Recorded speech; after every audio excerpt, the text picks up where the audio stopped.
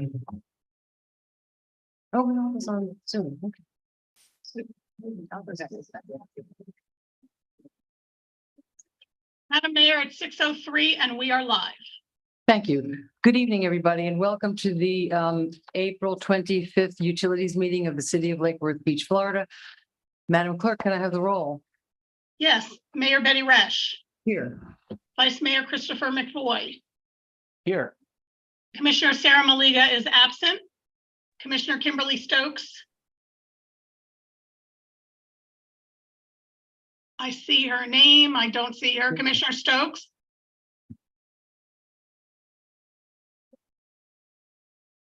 We see her name. Well, There it is. there we go. Hello? Hi. I can't hear you. You can't hear me? I'm trying to call in on the phone. Okay. All right, but Commissioner Stokes is here. Commissioner Reynaldo Diaz. Here. Madam Mayor, Yes, ma'am. we do not have a physical quorum. Madam City Attorney, please. Madam City Attorney, would you please advise us on our quorum situation? Yes, Madam Mayor. The Florida Attorney General has provided an opinion that without a physical quorum present, they do not recommend pursuing any official action due to language that exists that suggests a physical quorum needs to be present as opposed to a quorum made up of participating members from, and other sources digitally or electronically. So unfortunately, based on that Attorney General opinion, I would recommend that we not take any official action tonight. Okay, and that leaves us with, we can't take any official action like reordering, nothing. We can't do anything. No official action. There's nothing that prevents you from essentially turning this to a workshop discussion. Because certainly under the Sunshine Law, you're able to discuss the items on the agenda, just not take official action. Right, and part of me thinks some of these, I spoke with Mr. Liberty a little earlier about the time sensitivity of some of these things. So I think it would be redundant, my opinion, would be redundant to start discussing them tonight and then discuss them again on whenever we reset this. And I think that some of those things are a bit time sensitive. Mr. Liberty, is that the case? Yes, that's correct. But if we want to handle as a workshop so that the commissioners may be better briefed on them ahead, we can certainly do that, or just wait till the next meeting to cover it then. But each one of us has the opportunity for Hello? one Yes, with you about everything on the agenda. yes, and I would encourage that because some of these items are somewhat complex and Right. it may help have the commissioners get a better understanding. And technically, we should have done that prior to this meeting. Yes, on many items, yes, that would have been helpful, but certainly more one-on-one time is always helpful to give a full understanding because the subjects can be a little complex at times. The end is easy. It's a vote, but it's helpful if they're Right. very well informed. Ms. Stokes, oh, now hi, are you, and you're here now, you're here. Kim, Hi. Yes. Hello. Okay. Can you hear me? we can you hear us? Yes. I'm at the airport, so I had to call in through my Well, phone thank you. because I'm using my headphones. But No. right. So I'm just catching up. Okay, we don't have Are a we having a physical, meeting? we don't have a physical quorum. We've been advised by the attorney that we really can't take any official business. We could talk about items on the agenda, but there's something about doing it twice rather than once. That's, this will give us more time to meet with Mr. Liberty about agenda items you might have questions about. So some of them are time. My question to you, Mr. Liberty, is are there things on the agenda that we should attend to as soon as we, like May 2nd, as soon as we possibly can? if we have time? Absolutely. The decision on the OUC contract, 1-year extension is time is of the essence on that because we need to give notice to the affirmative or the negative by June 1. Okay. The other would be the FMPA solar. FMPA would like to have decisions to lock up that deal with the developer by May 17th. So we'll Okay. certainly do that May 2nd. And of course, the PCA item where we're looking to give customers a rather significant rate decrease Right. by June 1. If we do that May 2nd, we could still probably get that into the billing system. I'd have to recheck with my customer service team, but I think that would be possible to update the billings to get rather significant rate reductions in place by June 1. Okay, so my suggestion, and we're all talking, most of us are listening. Even though it's a utility item, my suggestion would be to move them to the May 2nd meeting so that the timeliness doesn't get thwarted. Mr. McVoy? Madam. I'm sorry, you have your light on too. Yes, I just also want to let you know that there are a couple of water utility items Right. on the agenda as well that are time sensitive, and that is item A under consent agenda and also item B under new business. So those two may need to be transferred to the May 2nd if you're considering that. Okay, the May 2nd agenda is, might be what we have to do. Mr. McVoy? My suggestion is that the number of these items are time sensitive. I know that both Mr. Liberty and his staff have put a lot of energy into preparing. I put most of the day in. We've been in communication, and I believe he's had a chance to look at those. And I think we're in agreement that some of that information would be helpful for us to see. So I would go ahead and use this as an opportunity, at least for some of the bigger items. And I guess I'm thinking of the PCA, maybe the rate stabilization fund, and certainly the phase 3 solar and the OUC. The OUC, I suspect,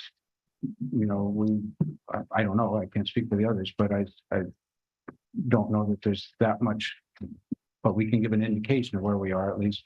And then by going into them in some depth now, we would be in a position that when they come back on the 2nd, that we can kind of have pretty short discussion, boom, boom, boom, boom, through them. I'm optimistic. Okay, but here's the thing though, and we've never been faced with this before, which is why we're sort of chatting about it. Those appear at the end of the agenda. We can't vote to reorder the agenda. Right, but we, So- that's a good point, but we can go through fairly quickly and, say, hey, do we want to talk about this now and move on to the next one? We can do that, I believe. Yes. Madam- Yeah. Okay. Yeah. We can't table things, we can't reschedule them. So when we come to an item, we would say what, Madam Attorney? I'm putting you on the spot. You're welcome. Thank you. In this type of scenario, your workshop really, your agenda is really sort of just a basic guideline for Okay, your so we- discussion. Okay, go ahead. So you could just, if you wanted to discuss any items on here, you could just discuss the items you wanted to, and then, Just With- ignore the agenda. correct. Okay, except for public comment on non-agenda items. You can allow public comment since you're not taking any official action under the sunshine law. You don't have to, but you can Oh, I always, think that's always your that's- option. Correct. I think a lot of folks are here and they want to say what they want to say. So, okay, so it sounds like what we're going to do is we'll have public comment on unagenda items. Right. And then you'll say, oh, let's talk about that. And I'll say, what about that? And then we'll talk about it. It sounds like a very, very courteous professional plan, It may not be Robert's Rules of Order, but but it's Robert's It'll get the order job when done. we're adapted it's to. the Betty Resch Rules of Order. With cooperation from them. So that makes sense. Okay. And maybe we can go home early tonight. You never know. So, We do the Pledge of Allegiance. I was just gonna say, we have one thing we always do, and that's the Pledge of Allegiance, except Mr. Leg is not here. So I'm gonna ask you to. allegiance to the flag of the United States of America and to the republic which stands one nation under God, indivisible, with liberty and justice for all. I always think it's funny that we don't have a prayer at the utilities meeting. Huh? So let's just go then to public comment. It seems there's a lot of people. We can do that, and then we can talk about the things that we want to chat about. Do we have blue cards? Okay, if you want to make a statement, you need to submit a blue card. You can give it directly to me and save Ms. Davis a trip.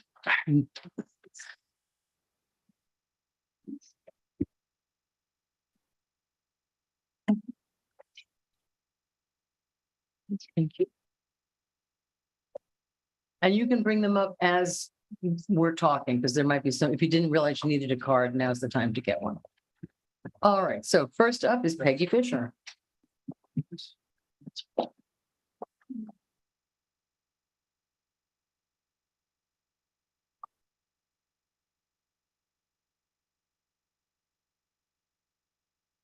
Peggy Fisher, 508 North A Street. For months, I have witnessed the public mistreatment of staff by some commissioners, and I understand similar mistreatment occurs in private. Lake Worth Beach Electric Utility Director Ed Liberty has been publicly berated at numerous utility meetings. The orchestrated parade of negative public comments at last month's meeting was an unwarranted crucifixion and reflected poorly on the city. The expertise and experience that Mr. Liberty brings to our electric utility far exceeds that of prior directors, and he cannot be easily replaced. Under his leadership, the reliability and reputation of the electric utility has increased, a fact reflected by the top-tier ratings now assigned to the city's revenue bonds.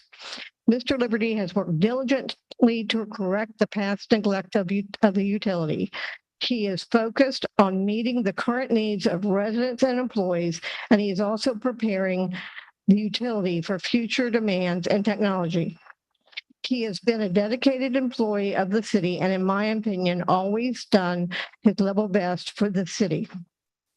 Mr. Liberty does not deserve the treatment and misstatements he has received from some of you. I have spoken publicly at meetings about the commissioner's responsibility under the city charter. Each of you took an oath to uphold the charter of the city of Lake Worth Beach, but conduct of three sitting commissioners, some who are not here, clearly violates the oath. There are rules in the charter and rules of how to address any grievance brought forth by a commissioner about an employee or by employee to their work environment. Per the city charter, the city manager is responsible for all personnel matters relating to employees under her authority. And any member who has a grievance takes it to the city manager, any member of the commission. I have heard, and other people have heard, that there was going to be an action tonight regarding personnel with three commissioners trying to fire Mr. Liberty. And doing this, they have no authority to do that. The plan was to pressure and threaten the city manager with loss of her job if she did not take the action that the three commissioners wanted. This is unethical and unprofessional. And I will say, if Mr. Liberty loses his job tonight or any time thereafter, as a result of the threat made to the city manager of losing her job if she does not fire him, then it will be reported to the Commission on Ethics, the Inspector General, and the state attorney. I believe some of you on that dais have well overstepped your duties and are out of control. There should be no private meetings with employees who have grievances. Your duty is to report that to the city manager, not to hold private meetings out of the sunshine. Thank you, and that's spread time. that information amongst others. Thank you. Thank you, Ms. Fisher. Up next, Jacob Williams.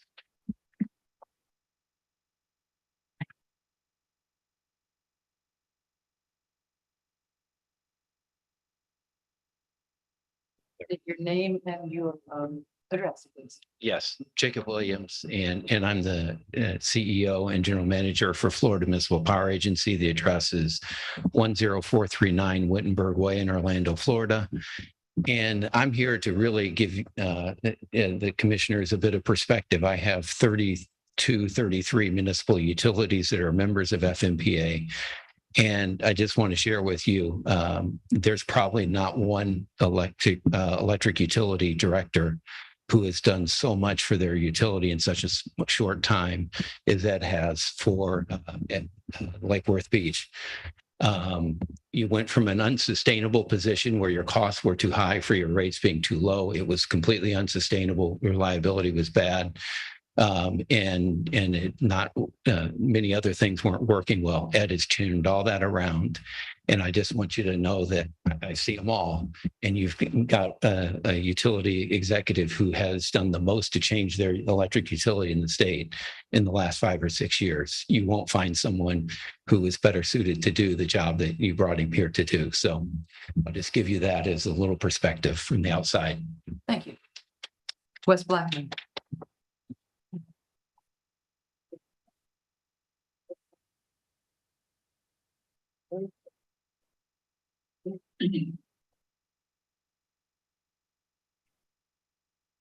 Good evening.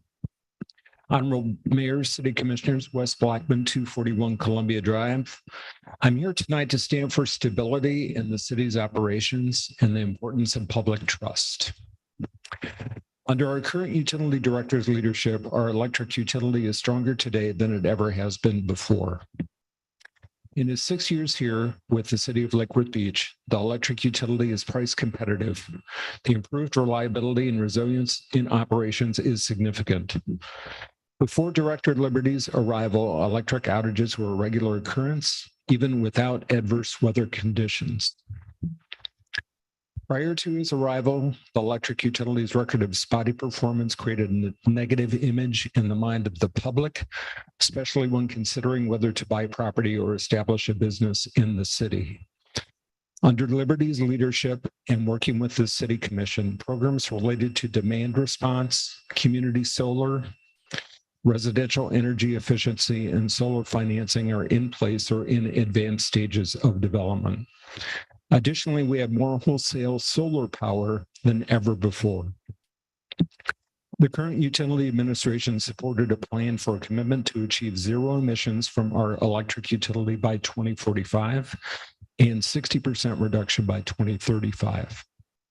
Directors with this amount of experience are rare. We need to keep talent that has proven itself in our own city's electric utility operations. Thank you. Up next, Cliff Palmer.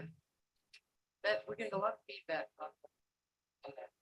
I don't know why. Oop, and now it's gone. Somebody fixed it. Thank you. Good evening, Johnson Technology.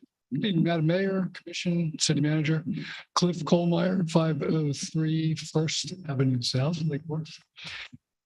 See if I can get rid of this noise. Microphone is always too short. There you go. Disinformation on social media can be dangerous. It's what led to an assault on the nation's capital on January 6, 2021. It leads unsuspecting citizens to believe rumors as if they are fact. The latest example here in Lake Worth is that Benny's is somehow being evicted and that we're now in the 4th round of negotiations on the lease. Neither of these are true. Elected officials have a responsibility to stick with the facts, especially on social media, which can be a breeding ground for misinformation, fake news, even hate speech.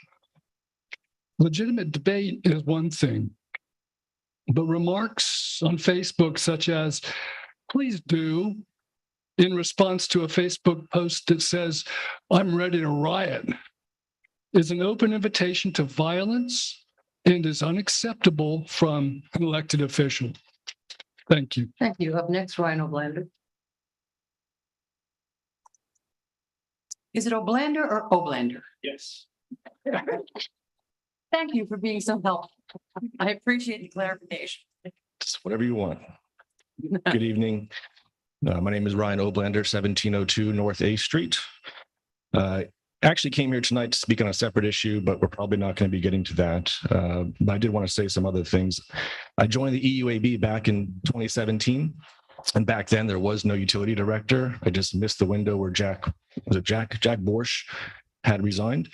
I did not know him at all, but I did see that the mess that was left behind that had to be picked up. There were poorly executed PPA contracts. We had a barely functioning grid with a poorly executed and underfunded hardening plan and all these other things. Ed came in and corrected these things and saved us millions of dollars with system hardening, reliability improvement projects. Our reliability went up, grid got better.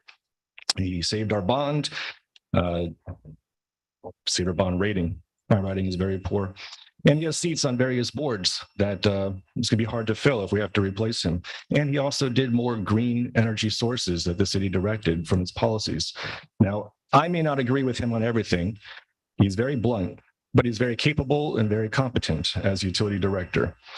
Now, as a citizen, it pains me to hear that our commissioners, elected officials, are caught yelling, verbally abusing, threatening, using strong arm tactics to get the city manager to fire department heads, holding secret meetings, conspiring to fire staff.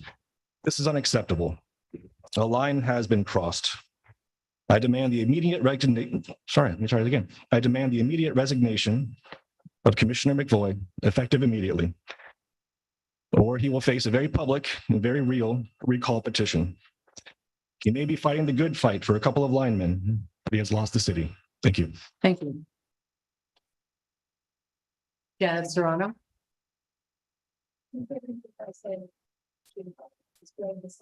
So you'll waive your, come on up.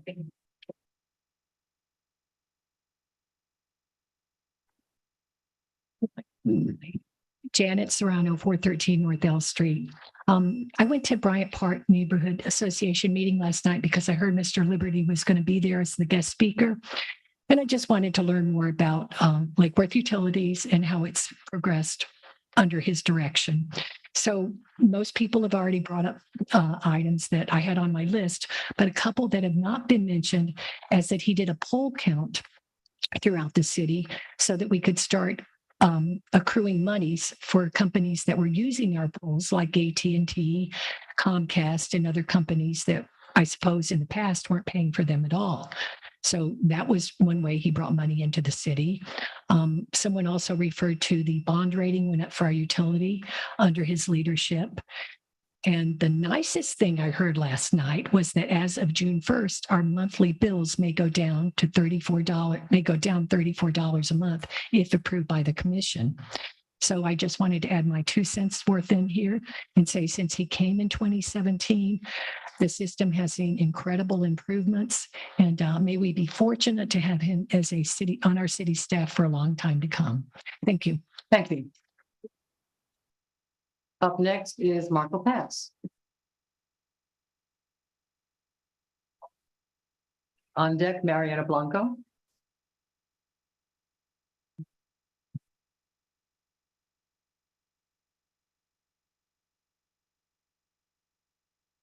Good evening, Madam Mayor and Commissioner, City Manager, folks at home and so forth.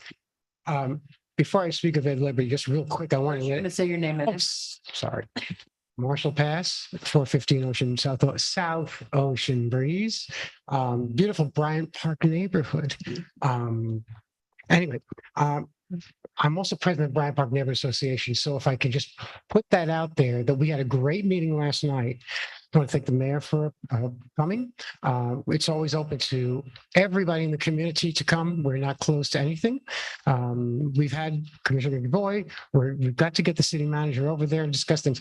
But we're having Derby Day. For those that aren't aware, there's posters out there. And if you look on your free copy of the Observer, which we'd like to thank Mark and Judy Easton from the Lakewood Coastal Observer and Herald, put a beautiful ad right on the front page. It's May 6th, a week from Saturday, over at Rudy's, which is also a great neighborhood helper in town. It's a great fundraiser. We get to spend money on buying trees, bicycles, and we just donated 2 tickets to the summer camp for 2 of our local students to take a week at the Playhouse.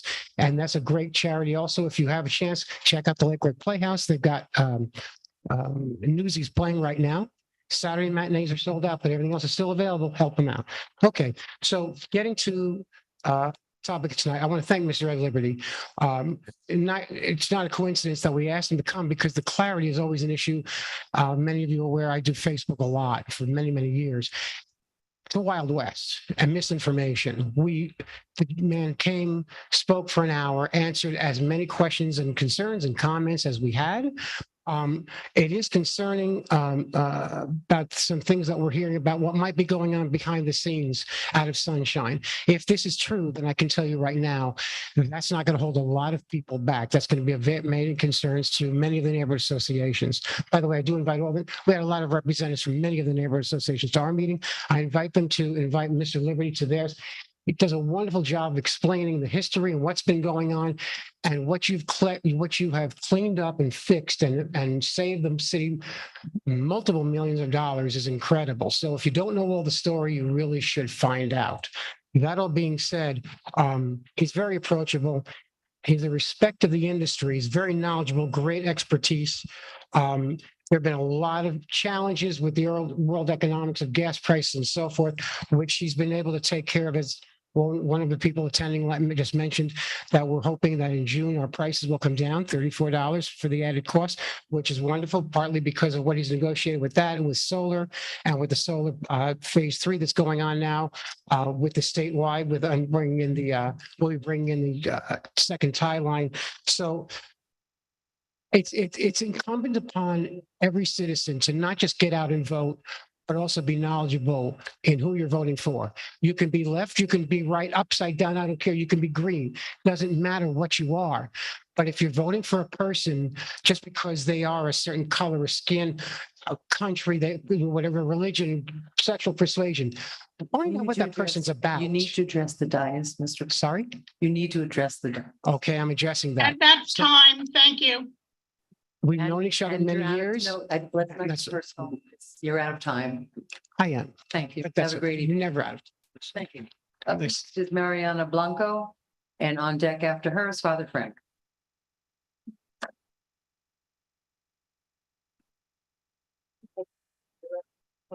Ladies first. Okay, yeah, Mr. Father, just have a, no, the Father, just go ahead. Sorry. Sure, What did I do? nothing. She was gonna go first, but that's No, okay. no. Lady, she's really the boss, and so we'll do better if we hang on and see what she. First of all, Madam Chairman, thanks very much for having us. Commissioners, thank you for having us. And Ms. Davis, thank you for having us. And is Mr. Waters here? No, he's not. Just state your name and address, please, before you start. My name is Frank O'Loughlin, and I'm a director of the Guatemalan Maya Center, which used to be on 8th Street, and with your permission, will now be at 1776 Lakeworth Road. Okay, Independence Hall. yeah, I know that building. So, and the reason we're here, I think you've all had lots of mail and input about this, but the reason we're here is because we need the zoning change at 1776. And we've been royally treated by Mr. Waters and his staff, who have given us the go-ahead in every respect, and have told us that in lieu of our writing up, excuse my cold, okay, in lieu of our writing up the work on this, that the commissioners would in fact make the application. So Aaron and company and told us to that we were not in fact to move, but that we should wait until they had instructed y'all, and then that you would make the move for this change. Okay. Well, when it Now- comes before, okay, good. So that part of it is glorious. Where it becomes difficult is that there are 3 sessions involved in this change, 3 meetings, which could well be spread out over a matter of not days, but weeks, even months. And so we're asking you all to think about those meetings and see if you can't conflate the process. Because on my way over here, there's a family being evicted, and I ought to have a place to meet them. I ought to have an office. For as long as this process takes, I won't have enough. On my way over here, there were doctors who were available to volunteer their medical services. I don't have a room to put them in. You don't get these guys don't let you get away with that. We could close down all kinds of services if we spend too long doing this. So not a day, not a week we can afford to lose. Please, if it's all right with you all, would you consider conflating the meetings. We don't actually answer questions up here with this, but good. we certainly refer, we're all listening and the city manager knows and we'll deal, you know. I'm an outreacher, so I'm inclined to ask questions. But thank you for having us. Thank you, Mayor. Thank you, the board. As the mayor and Ms. Davis will readily attest, any real progress in this kind of issue is better made by women. So I'm going to turn this over to Mariana Blanco.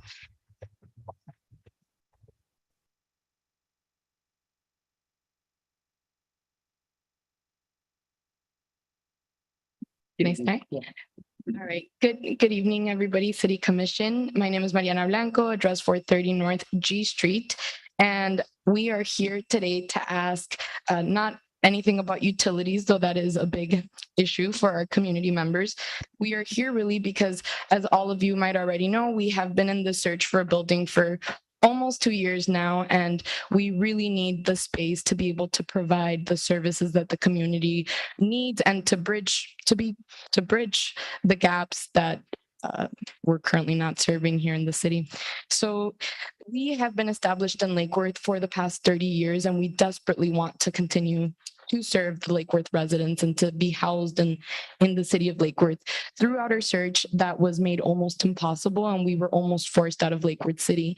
We have found a property, 1776, that we have already leased, but to our surprise, this past week, we have learned that that building is not properly zoned for our services. And so for our residents, as you all know, we serve over 1,000 residents for every single month, approximately 16,000 people within a year, and that's not counting food distribution services that we provide. Our services are extensive, and they're services that the city won't be able to provide, that we solely provide for the city, county, and other counties. We are here because we currently, in the past 2 weeks that we have been unable to operate, we have 464 people in our waiting list needing assistance with utilities, rent, food, housing, and other basic needs for their survival. We are here to ask, because the city cannot afford to take away these services from Lake Worth residents, and here to publicly ask that you make whatever provisions you need to make in order to help us continue operating and continue providing services to Lake Worth residents until the process of rezoning is complete. So we thank you for your time. We know that you have all been enthusiastic in supporting us and in supporting the community in providing these services, and we're here to plead that you don't close us down for the next 3 months. Thank you. Greg Richter, and on deck, Debbie Roberts.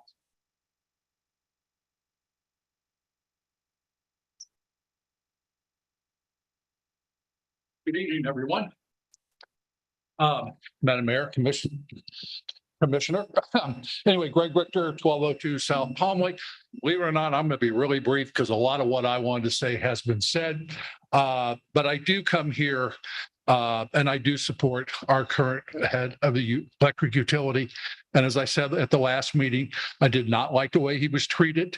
The term bullying came up at another meeting, and that is exactly what was done from this dais to this gentleman, and this needs to stop.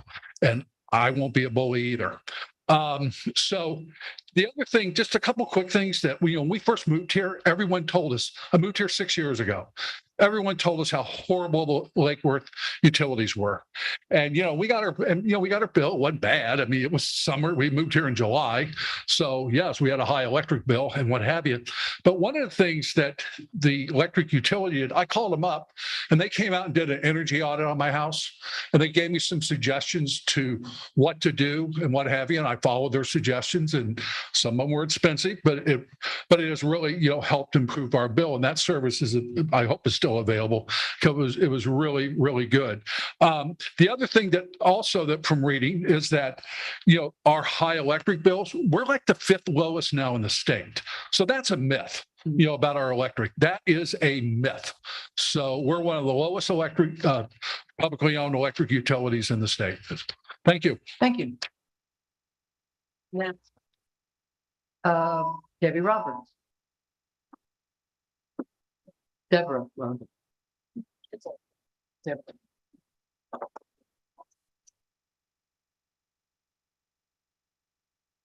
evening.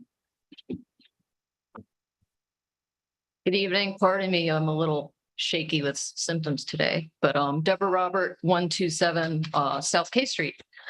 There's a great deal of discomfort within our city, and it's due to the overreach, I believe, of 3 commissions in the past year and as the sitting board for utilities. And at this time, there are many of us voters who are letting you guys know. And now there's a second grassroots billboard on 995. Now, you as elected officials have a duty. That is to perform in supporting our best interest and wants. This does not mean you decide for us that our city will be modeled after either a socialist or eco-socialist vision. You did not run on that. You didn't run on that model, nor did we elect you for it. And to that end, we're aware of your working together and intending to direct our city manager to fire at Liberty.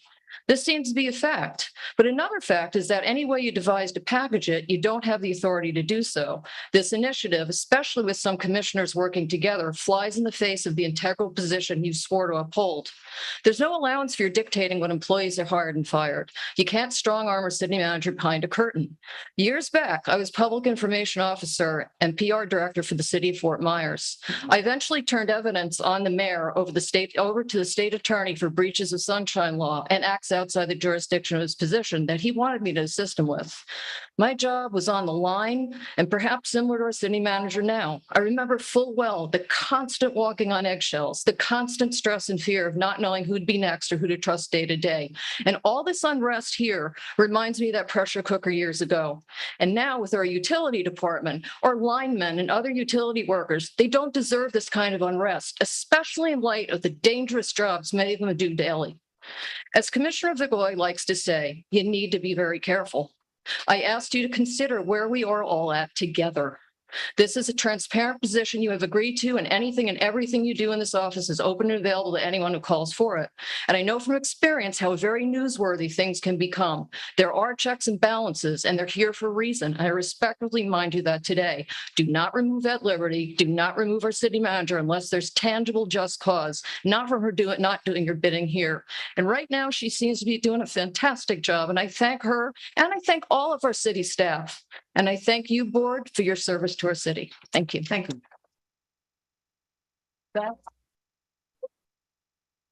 That's the last public comment that I have, Madam Clerk. Do you have any? Yes, I do, Madam Mayor. All right, you're up. Marcel Corman, 1900 2nd Avenue North. I want to recognize Mr. Liberty for having demonstrated leadership to lead 2 rounds of bond funding and identify solutions to improve our city's electric reliability. We are employed to contribute to the city's responsibility to effectively deliver electric service. When the systems function as intended and electric service is reliable, Mr. Liberty and the employees deserve the praise and recognition. Please honor my request to recognize Mr. Liberty for the good work he has accomplished.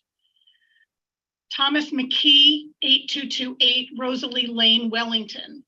I have been a full-time employee for the City of Lake Worth Beach Electric Utility for the past 3 years and employed in the electric utility industry for over 10 years. I can say with absolute certainty that the current director of the electric utility, Ed Liberty, is one of the most honest, capable, ethical, and selfless individuals that I have ever had the privilege of working with. The plans and goals that he works towards and directs his employees to work toward are the same in public as they are behind closed doors. The constant pursuit to employ the electric utility's reputation and reliability while enhancing the workplace environment that my coworkers and I report to him every day is evident in nearly every action that I have personally witnessed him take. I have observed Ed Liberty continue to move the electric utility in this general direction while working to also find a good balance between the implementation of new technology, fair work practices for his employees, maintaining or reducing the financial burden on our customers through very difficult economic times, and satisfying an ever-changing political agenda brought forward by an often changing group of local politicians. In my personal opinion, he has done an outstanding job at the helm, and I know that the large majority of electric utilities employees agree that this utility is in a much better position because of him and not in spite of him. Erin Allen, 208 South Lakeside. It upsets me greatly to have to take the time to write this letter. The very public crucifixion and dressing down of Ed Liberty is an embarrassment to the city. Ed Liberty is not easily replaceable. He should not be kicked to the curb. He has done a great deal of good for the city and has been a conscientious steward of the utilities department. The utilities department is complicated, as you all well know. Under his leadership, the city's bond rating has increased and is in the top 3 for municipalities. Our outage times have decreased when we do have a power outage. He has made a conscious effort to promote from within when the opportunity arises. He has agreed to include the lineman's rodeo in the budget and to bring back the apprentice program with 2 apprentices.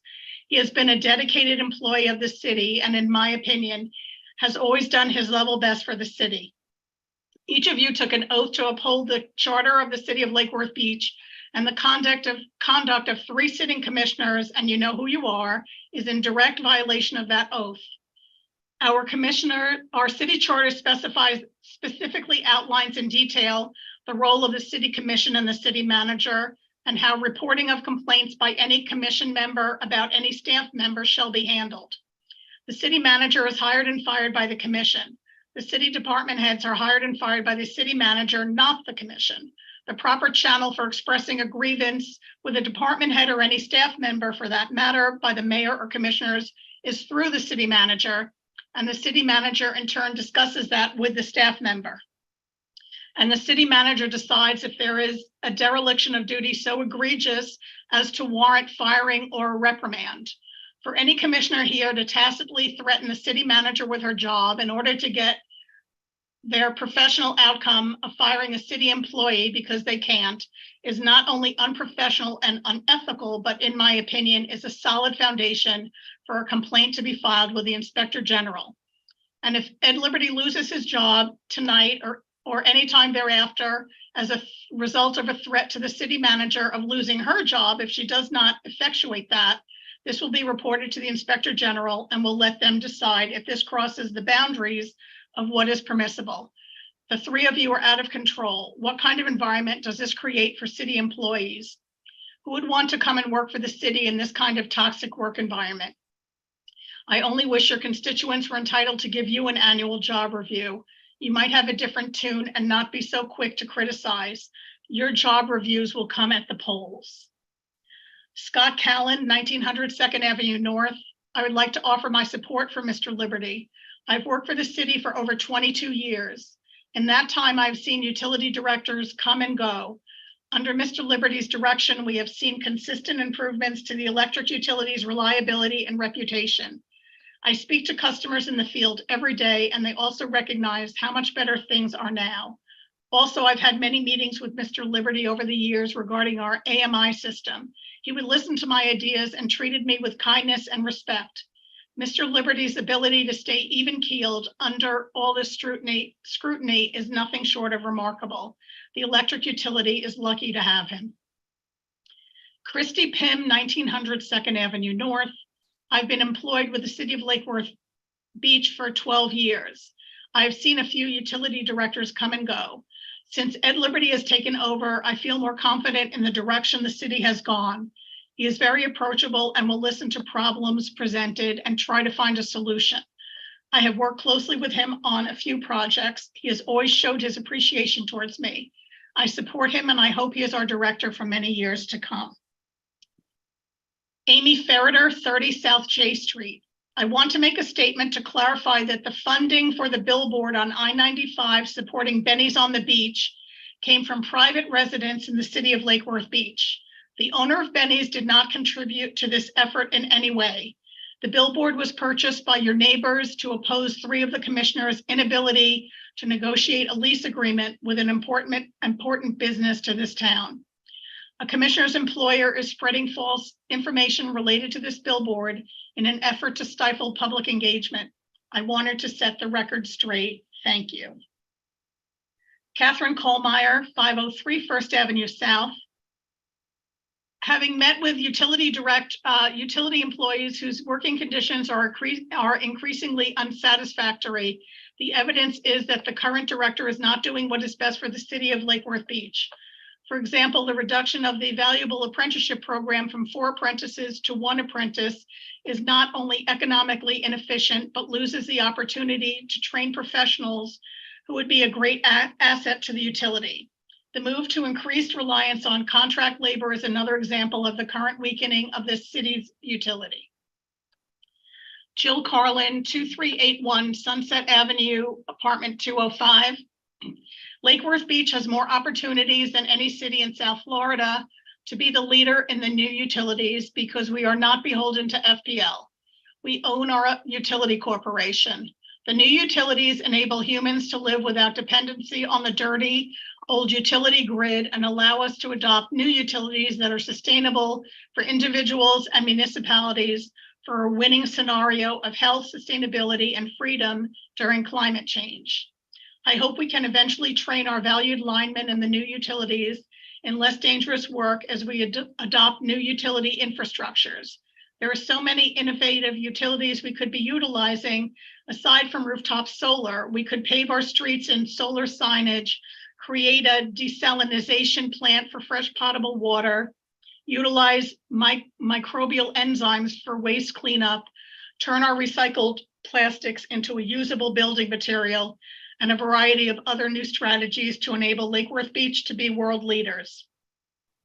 Most all of the new utilities are far less dangerous than those we use today. This director lacks vision. He has presented either knowingly or unknowingly that the IRA credits were included in the RFP when they were not. Mr. Liberty banned solar when all other municipalities were adopting its use and literally kept us in the dark. 20th century fossil fuel run, antiquated, dirty methods for supplying utilities to citizens will soon be a thing of the past.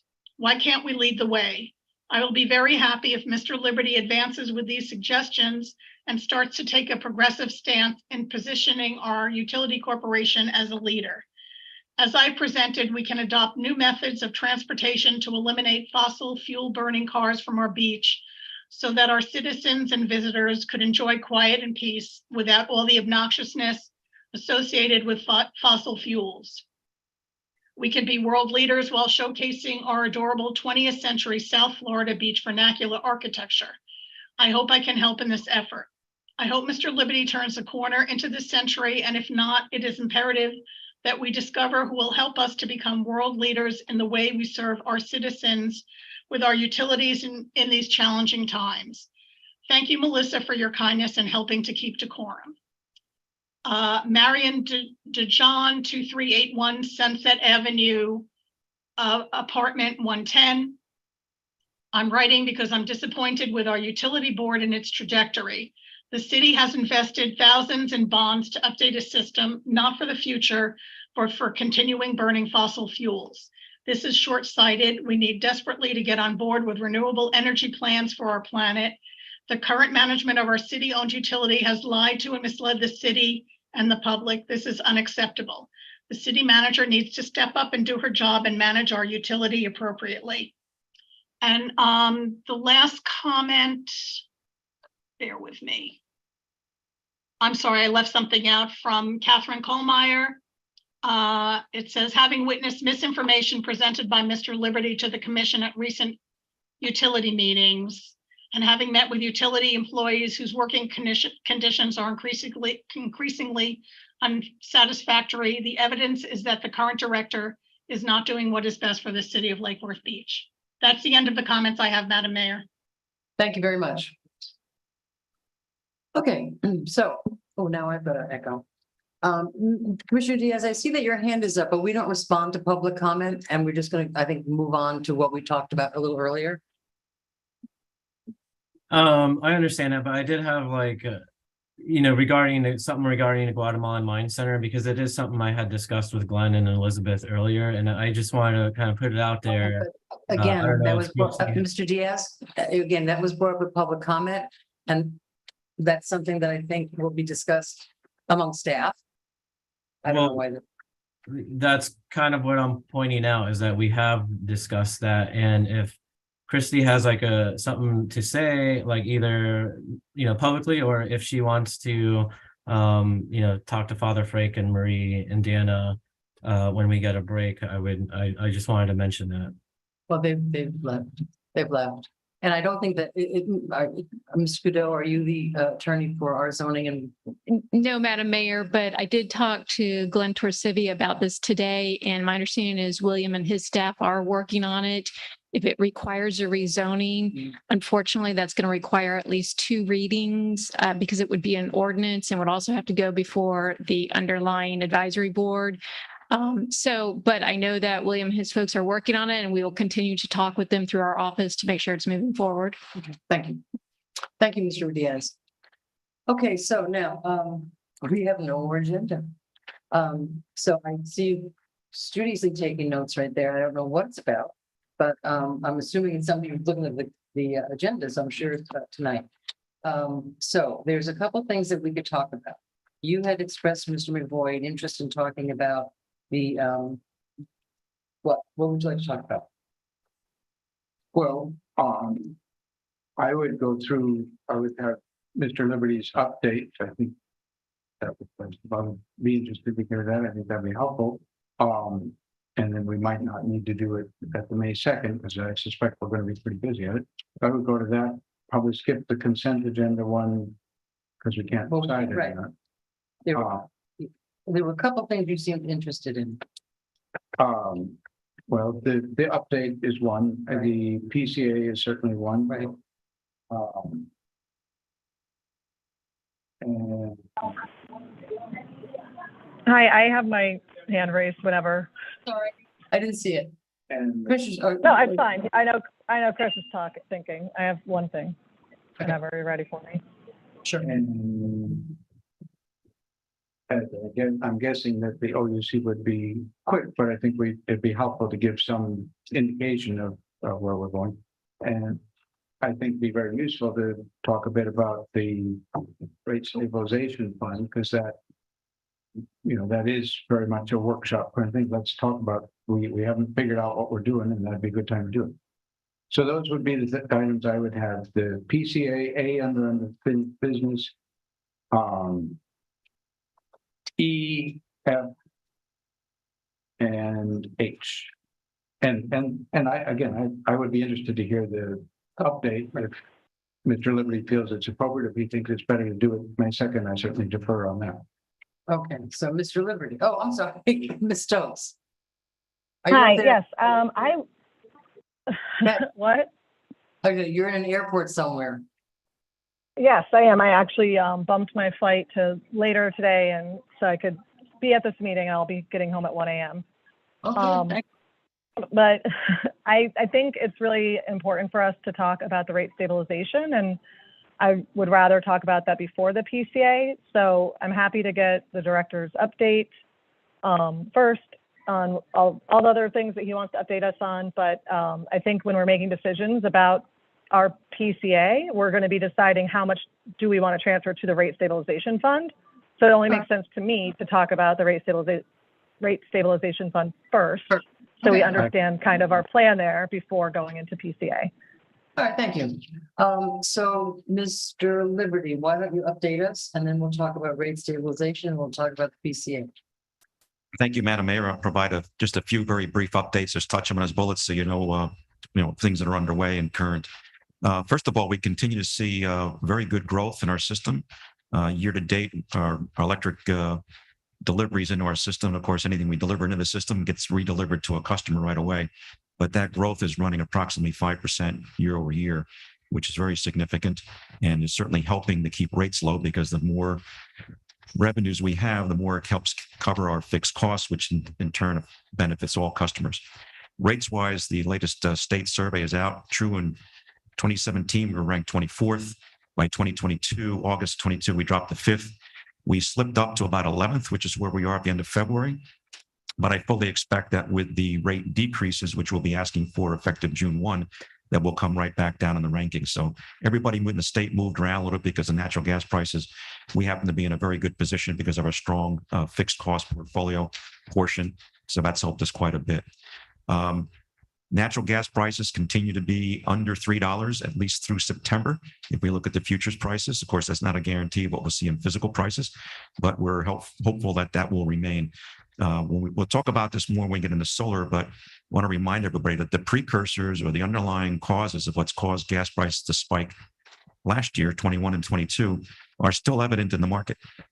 And we could see a return to that. So that's something important. So let's not get lulled into a sense of compliance because gas prices have come back down below 3. There's every possibility that those will go up. And certainly over the term of a 20-year solar contract that we're talking about, I would highly doubt that gas prices will stay below 3. But we're currently there, which is certainly helping the PCA and is good news for all of our customers as we head into summer. Reliability continues to improve. We've had rather significant improvements over the 2022 numbers year to date. And we had great improvement in 22. And so far, knock on wood, we're doing well against the same period in 22. So reliability continues to improve significantly. And you'll continue to get the regular updates on reliability by our Assistant Director, Jason Bailey. We are underway with a number of studies. Number one is demand response. We've talked with Quanta. They've had a rather extensive data dump that we've done on them. So that project is underway. We'll be meeting with them towards the end of next week to get an update on how they're doing. We do have budget requests in for additional staffing. Yes, we want to add one more apprentice to go to 2. We also want to grow our substation group, which is very heavily technology dependent. We want to add another person in that group, and as well as our backroom technology piece, what we call our GIS function, to keep up with all the changes we're making in our system. So we have budget requests coming for much more staffing. I have one quick question. The apprentice program, wasn't it the commission that voted for one apprentice, not more, on the budget last year? That's correct. The original budget was approved for over multiple years with multiple commissions at 0. And then this commission voted after the budget process to add one more. And that person or that group of people has been going through the evaluation process. We strongly believe, I haven't gotten the results of it yet. I'm one of 8 people on the committee, but my understanding is that we have a number of internal candidates which are going through that selection process. And if we grow to 2, there's a very good chance that we could probably fill the second one internally as well. But it was a commission action to limit it to 1? Yes, it was. Okay, thank you. Yes, it was. We also have linemen, open positions for linemen. We have 3 or 4, I believe, in the pipeline, at least 3 that have start dates that are coming up. Of course, it's a very competitive environment to recruit linemen around the country. It's that profession. If anybody listening wants to be a lineman or a linewoman, that's a tremendous profession, and there's a lot of openings. It's a great profession, and those positions are certainly in demand all over the country, and of course here as well. So we do have people that have indicated they've accepted offers and they're willing to come here. Great news following up on recommendations that we brought forward as far back as 2018 to greatly grow our solar portfolio. FMPA Solar 2 groundbreaking, and we're one of the larger participants in that at 26.55 megawatts. So that's the FMPA Municipal Solar Project 2. Groundbreaking is on May 11th. I'll be there with the rest of the team turning a shovel, and we would expect our deliveries to begin as early as December of this year. It's been a long time in the planning to get the necessary building permits to go ahead and build it, the interconnection agreements, transmission agreements, but the project is finally going to break ground. So we're looking forward to that. And again, we're one of the larger groups, especially when you look at a small utility. And of course, we are looking forward to an approval, even if it can't be tonight, on May 2nd for upwards of another 30 megawatts under FMPA Municipal Solar 3. So we are bringing a lot of solar to the table. So those are the highlights. I'd like to get into the items that the group would like to talk about tonight, even if it's as a workshop. We'll start as a rate stabilization. So for rate stabilization, I'd like to have Craig Shepard, our consultants from Leidos, our rates consultants, speak to the rate stabilization fund. And I believe if the clerk has slides that we can bring up for that.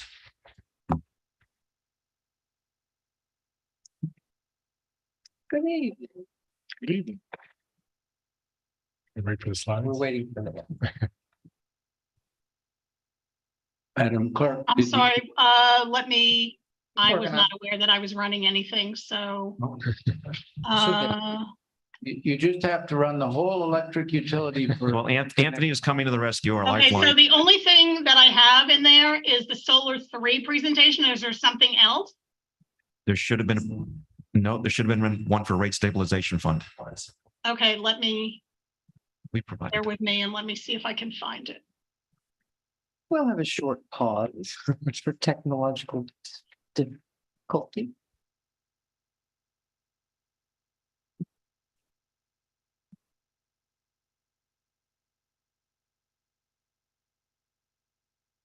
Craig, is there anything that we can speak to before the slides come up? While we're waiting, I was just going to throw in my 2 cents. I've been a utility consultant. Craig Shepard, Leidos Engineering, 12901 Science Drive, Orlando, Florida. Science Drive. Science Well, Drive. Yeah. That's right. I'd just like to add my opinion. I've been in utility consulting over 40 years, and I've seen a lot of utility directors and none better than Mr. Liberty. I just like to say that. Also, we've been looking at rates the last few years, and we have talked in the past about the rate stabilization fund. I'll just start on once we get the slides.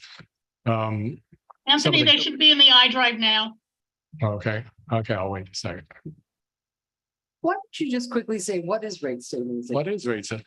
Okay, it is a method to mitigate fluctuating power costs, which you've experienced.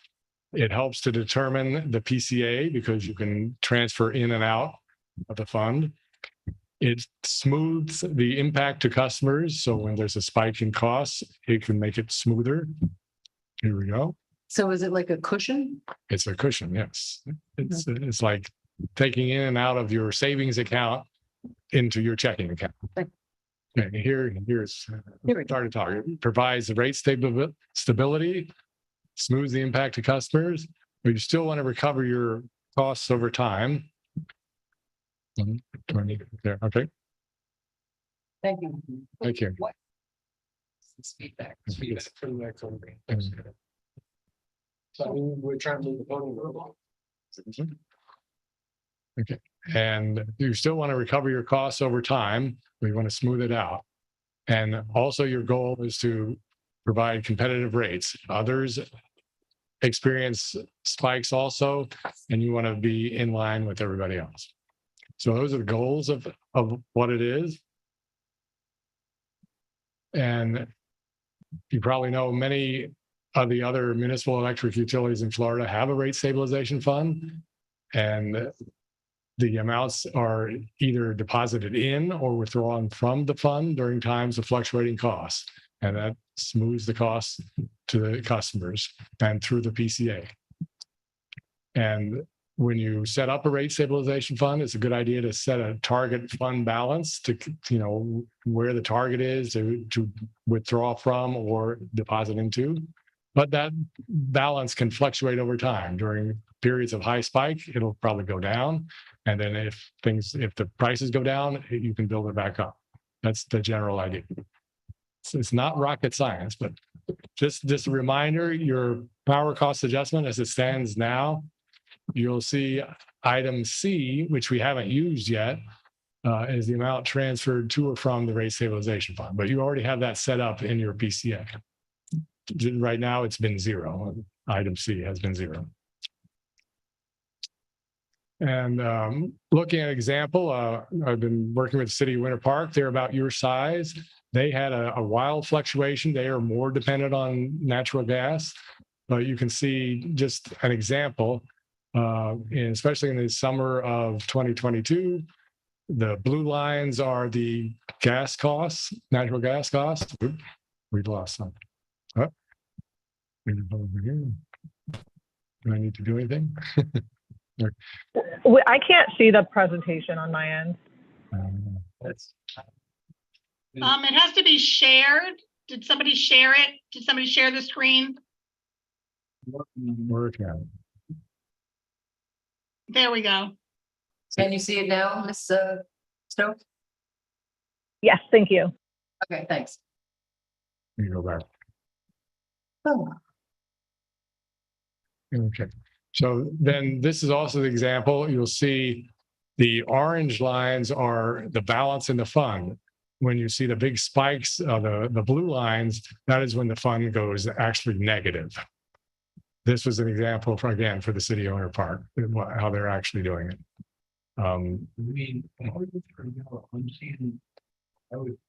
I guess it's more of a yellow or light orange. The ones above, yeah. Yeah, let's call it yellow. So that just sort of demonstrated how I think their target was around $2 million and it went negative almost $1 million.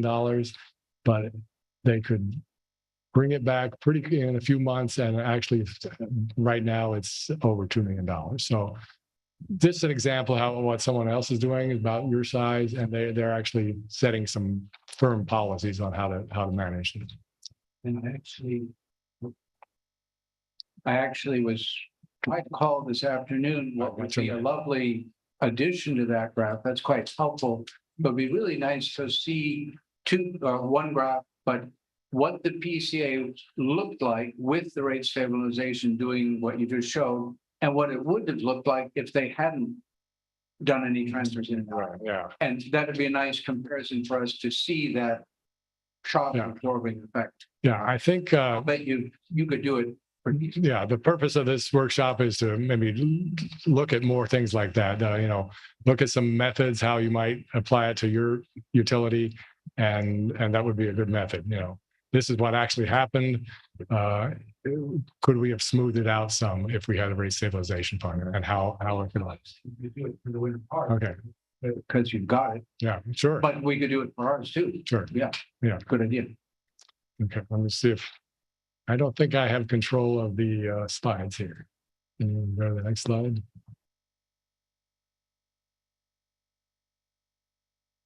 Okay, so how should you set your fund balance goal?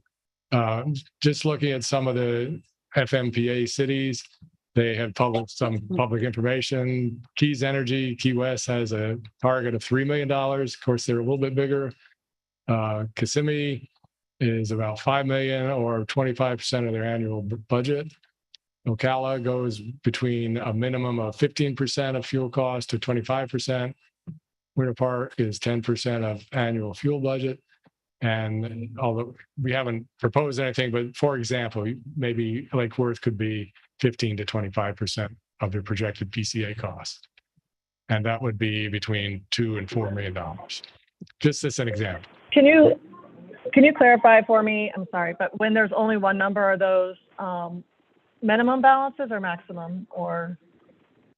The like for the Keys Energy, it only says 3 million. That would be their target, which would go up and down from there. Some don't have a minimum or maximum. Some just have a target. Okay. Probably closer to a maximum than. Probably, Yeah. Not a hard maximum necessarily, but. And some of these probably are a little, were happened before the big fluctuation in cost. They may have a bigger target now since they've had last year's fluctuation. Okay, next slide, please. Can we do the next slide? Okay, so this year's fiscal year projected power costs for the city of Lake Worth is about $15.8 million. So if you take, just for example, 15% of that, that's $2.3 million. If you take 25%, that's $3.9 million, somewhere between 2 and 4. If you take a ratio of some of the others, it would be between about 2 million, 1.5, something to look at. I think the next step would be to maybe get a more exact method how your target might be. Just wanted to give some examples. Okay, next. So the recommendation is to establish a rate stabilization fund.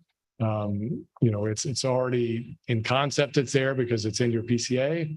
And right now, since there's zero in the fund, you need to plan to make deposits into the fund. That's the problem. But with fuel costs going down, that's a good time to put it in. And then, like I said, if you set a target, for example, 15 to 25%, that'll be from 2 to 4 million. And then I think that was the idea. Any questions or discussion on that? We could start a GoFundMe. But that leads into the PCA, I think, because I think some options are, well, do you want to put in 500,000 right now, or over what time do you want to build up this fund? Okay, we have Ms. Stokes, Mr. Diaz, and Mr. McCall, and all of their lights on. Who was first? I can't tell. I think I was. Okay, there you go. I recognize you. Okay, good. Thank you. My question is with the projected power costs, how conservative are we being with those? Because based on, I'm assuming we're picking some number that we have to pick for natural gas. And we know that that's unpredictable. And then if we looked at last year's natural gas prices, they were very, very high. But if we look at where we are right now, they're probably too low. Like I would feel uncomfortable using a number in the $2 to $3 range right now when predicting those projected power costs. So are we being, I'm just trying to figure out how conservative we're being. That is based on the latest futures gas price. Like you say, that changes, but I think that's updated by the staff every month on the futures gas price. So, if we see a big change in the futures price, that would change also. So I think it's sort of a middle of the road projection. Okay. Thank you. Thank you. Let's take Mr. Diaz next. Just Mr. Diaz. Thank you. So my question is, what would be like the reasoning behind, obviously we want a target, but what would be the reasoning behind a target and a maximum as opposed to a target, and depending on the situation, maybe we might want to go over that? I think that's the next part of the study. Do you want a target to go up and down of, or you want a minimum and maximum? I think, we've seen both. I think anything is better than zero right now. But I think that requires further study, and I think that's what we're proposing. Okay, so it's almost like personal preference by the municipality, or right. And I think you could look and see what happened this past year and how we would best smooth that out without having too much in the fund or not enough in the fund. Right, because that's kind of my thought is, given recent unpredictability, I feel like why put ourselves in a box? Maybe have some flexibility, but right. So a target area right is really yeah. Right. Thank you. Thank you. Mr. McVoy. I just want to make sure I understand fully. I think I do. This is not a printing press for money. Right. It does not change the net at all in any way. All it does is says, look, if you're willing to fire this thing up, I like the mayor's idea of a GoFundMe, but I don't know if that's going to fly. But the idea is good. If you ignore getting it started, once it's there, you're just pushing money in and out so that the spikiness is rollier. That's a technical statistic. That's right. The hitch is you got to fire it up initially, and so there's some pain level to get it going. Right. And then there's a question of, well, how long should we ramp that up over? Should it take a year to fill it up? Should we do it all in one fell swoop? And obviously, if you're collecting quite a bit at the moment, well, that might be a good time to divert a little bit into it. But remember that, we're not printing money, we're not losing money, it's just a smoothing out. Right, exactly. But it looks like, in the next PCA, there is, since prices are going down quite a bit, you could take some of that and put it into the fund and still lower bills. Okay. Thank you. Stokes, do you have another question? I have more. I have another, sorry.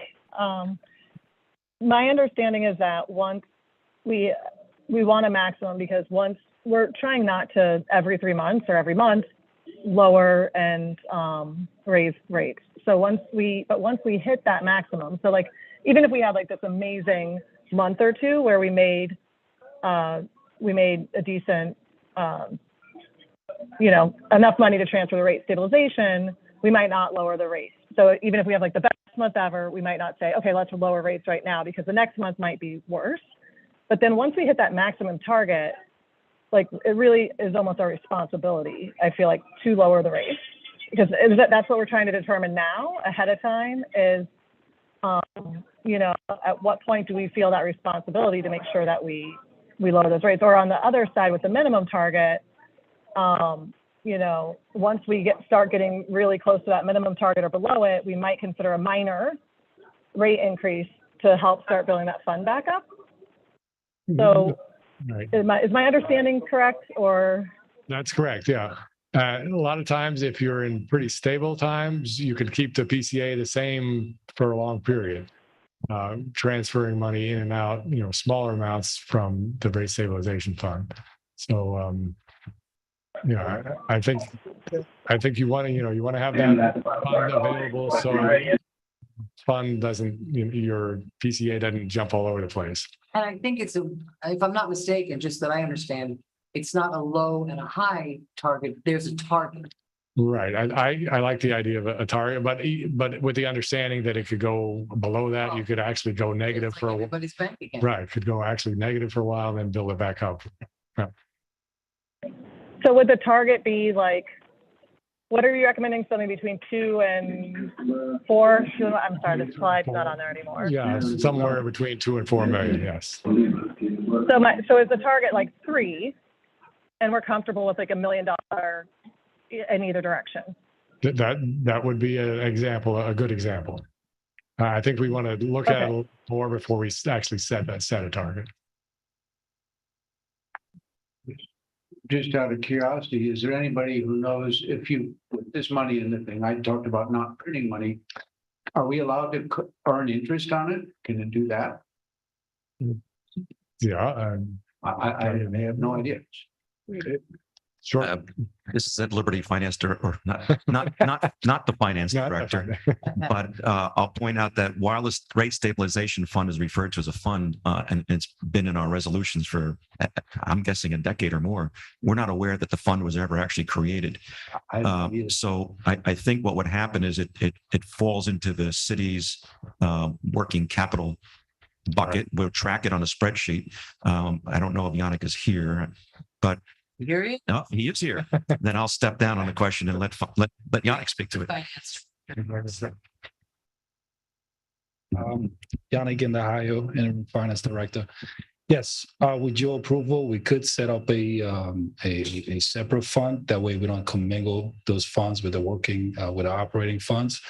Or we could have yes, and then we could have a restriction, we could have a restricted, we have a restriction on the fund balance and the working capital, but then I would personally recommend you have a separate fund for it, and we can then also invest it overnight, in safe investments. So we might collect a little bit. I mean, we're not losing anything. So correct. And I would suggest too that as you set up the fund, that you also set up the rules of engagement on under what circumstances, guidance for commissions for the future, that you would use it or not use it, what approvals are necessary, what reporting you want, all of that administrative type stuff we put in place as well. Sure, we could do that. Thank you. All right, thank you. Okay, so can we move on now to the rate state in the PCA?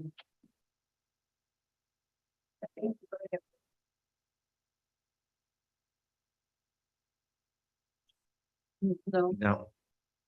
Okay, so that covers the stabilization fund. Obviously, we have more work to do on that. We'll continue to discuss it and set it up to your satisfaction. In the meantime, though, we are doing the equivalent to that and tracking it in spreadsheets monthly, so that we know exactly how many dollars, even though it hasn't been moved to a specific fund, and we'll continue to report on that monthly. So now I think we'll go into a discussion that's specific to the PCA itself and the suggestion of what we might be able, what you all might be able to do in time for June 1. I do have some information which was kindly prepared by Vice Mayor McBoy. We got this information the last few days, updated again today. We've put it in the charts. It's not in the backup material, but it is from Vice Mayor McBoy. As staff, we find this to be helpful. We had asked some time ago that commissioners engage with us in one-on-ones to help shape what we bring to the meetings, because the PCA is an item that is relatively new, very new. Even though it's been on the books for many years, it hadn't been used in many years. So we want to make sure that the backup that we bring you to the meetings is the backup that you expect. And it's helpful, particularly as Vice Mayor has done, is to provide some sample graphs of how we'd like to see it presented. We can certainly provide that. So I'm going to hand out copies to the members that are here. It certainly will provide a copy to the clerk so she can enter in public record, but I'll hand out the copies that were prepared. These are documents prepared by the Vice Mayor. So I'll hand these out. And when were these given? When did we get them? Some documents came. There've been updates to the numbers, so I did them a while back and then received more recent numbers on Friday, these are with the latest numbers. Which, as far as we know, we're pretty confident are correct. It might be useful, I don't know if that works, but if one of these got held up briefly to the camera there, then Ronaldo and Commissioner Diaz and Commissioner Stokes could see them. They're not very complicated, but it might be useful to somebody can. I can't do that. I don't think. What I can do real quickly is I can send them by email if that helps, because I believe they're both on their computers, so I'll send them by email. Matter of fact, if there's no objection, I've got 3 extra copies. I'll pass them out in the rooms so the members, the community can see them. Absolutely. Just pass them out, take a look. And the basic concept was just one can look at it's looking at the revenues and the expenses that come in as monthly values. Another way to look at them is to accumulate them. That sometimes helps see what your trends are in a little bit different way. That the first graph is just straight graph of the data as it was presented. So there's no sophisticated analysis there.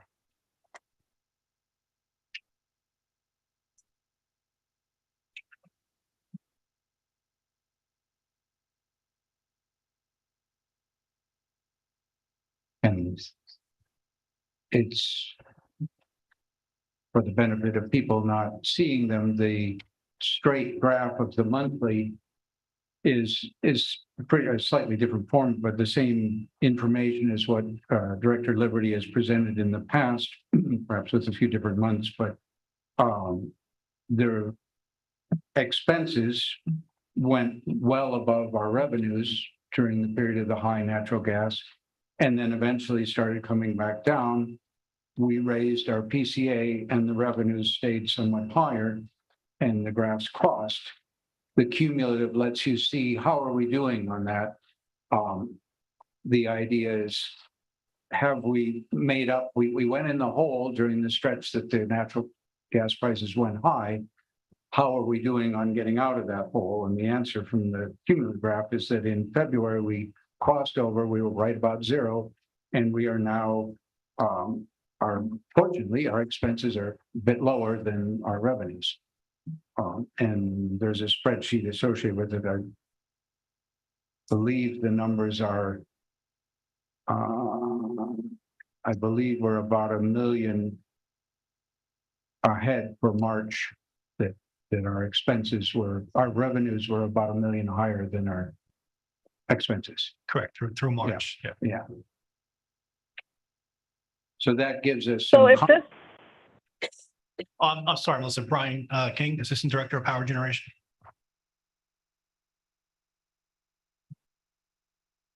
Did you want to speak? I was just answering the commission. Oh. So what these curves are. We recognize Ms. Stokes' hand being up. Do you have a question?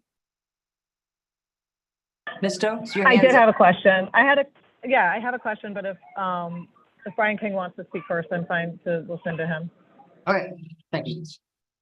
No, I was just going to claim to the commissioner that yes, through March, the numbers look like the PCA revenues would be about 1.3 higher than the expenditures. So we are gaining, and we will be able to. Obviously, the commission will make a decision on what they want to do with that 1.3. So if I can add to that, what these curves are particularly useful in doing is they're looking at the net difference between PCA revenues and PCA expenses on a month-to-month basis. Month-to-month basis, though, is different than how we actually calculate the PCA. For the purpose of the PCA calculations, we use what's called a true-up period. And the true-up period is a period of time in the past. It could be either 3 months where we had not done a rate change at the prior 3 months. It could go back 6 months or more. In our true-up periods, what we do is we gather data for revenues and expenses, actual data, which comes in often after the close date for the agenda packet we provide to the commission. So that by the time we get to the agenda packet, or we have to put the agenda together, we still have bills that haven't come in yet. So we capture the, when that period closes, we capture all of the data, we true it up, and then we have a forecasted period, and then we take any under or overs from the prior true up period, and we collect it in the forecast period. So it's a rolling turn. By definition, if you're going to be lagging your actual expenses. So for example, when we had prices going up in late 22, late 21, and through most of 22, we were behind, meaning that we were under collected rather significantly. When prices started coming back down, natural gas prices, what we found is that we were catching up. And that's why we suggested that we not increase rates in December. And you all fortunately agreed to do that, right? And we caught the curve. Now we're going to pass it, and it looks like we're going to be slightly over collected before we begin the next round of reductions, which you've already approved reductions to begin on May 1. And then I guess on May 2nd, we'll talk about the next round of reductions, which we would hope take place on June 1. But it's helpful while we're doing this, not only to look at the monthly number, just to get a sense of what's coming, but we still have to be mindful that we have this true-up period to have everything buttoned down and prepared for the next commission meeting. And so that's why we do it that way. But I think I appreciate the spirit in which these curves are offered. I think it is helpful. And if this is the way that the commission would prefer to see the data, we can certainly provide this at every PCA meeting that we have, as I do find it helpful. And we really do want the commissioners to share their thoughts with us in one-on-one so we can shape these packets to have the information that you'd like to see and be ready ahead of time to present it. Everybody sees things slightly different in terms of what their mind's eye likes to see. And if we can structure a package which suits the needs of all the commissioners, that's what we'd like to be able to do. Okay, so. Oh, Commissioner Stokes, hi there. Hi. So my question is, I wasn't able to get this packet, but I imagine if the graph is based off the spreadsheet that I was sent earlier today, is this kind of analogous to our rate stabilization fund where like in the dream world, we wouldn't be like heading towards zero and then dipping below zero, but we would have that, anything right now that's on the other side of zero, not knowing which way it is. Like we're like back, we paid off our deficit, we've broken even, and now we're starting to earn or gain money. Like, is that just kind of the rate stabilization fund? Because right now we're not actually transferring anything to a separate fund. We're just building up the balance that in this fund right here that spreadsheet is based off, or some version of it.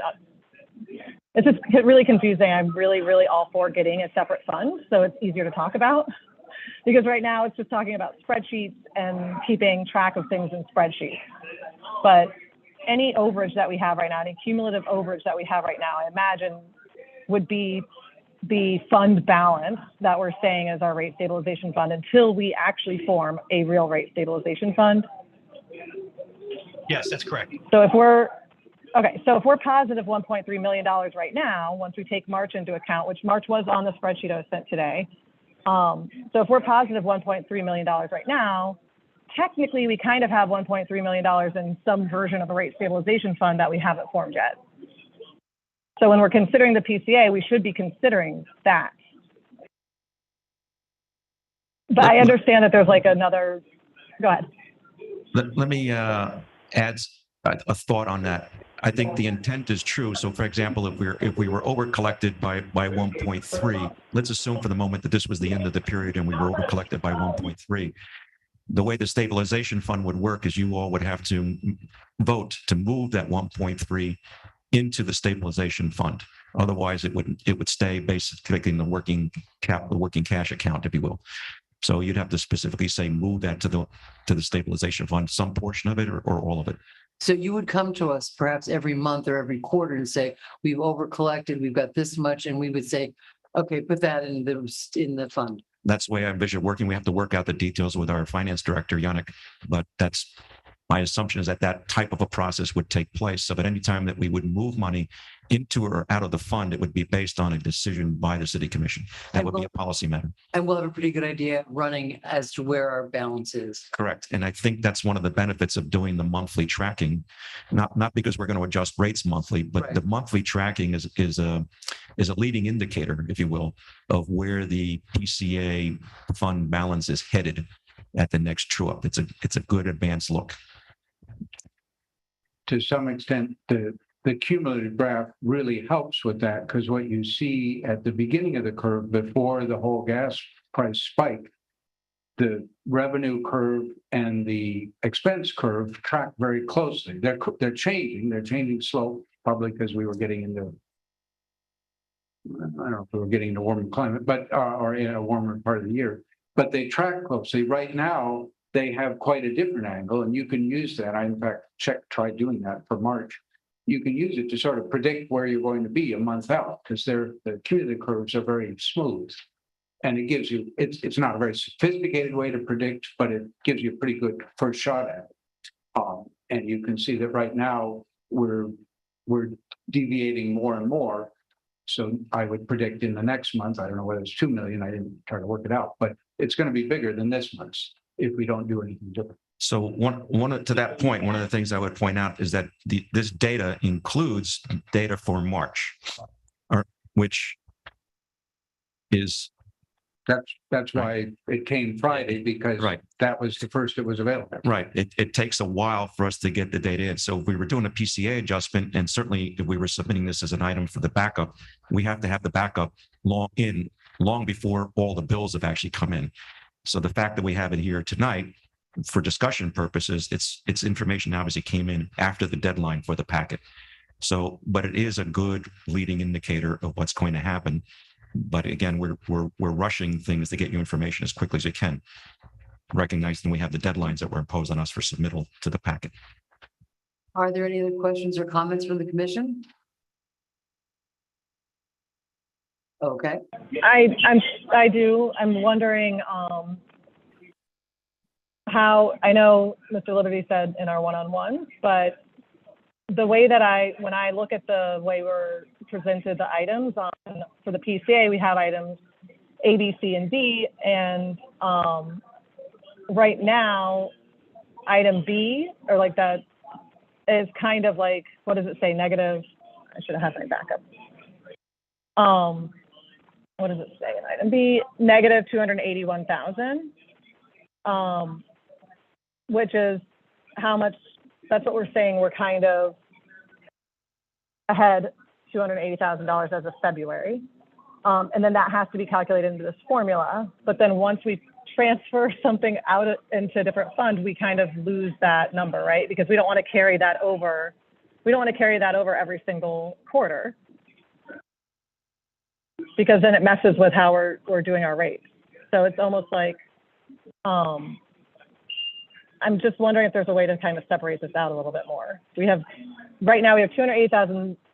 The way I'm reading, say option 2, for example, we have $281,000 we could transfer to a rate stabilization fund today that we have sitting somewhere that we could just move over. And then item C is actually, is that in addition to that 281,000? If we want to do if we're going to transfer 500,000 over, is that an addition, or does that like capture the 281,000? So I don't know if I'm probably not being very clear, and I hope somebody on staff can understand what I'm saying.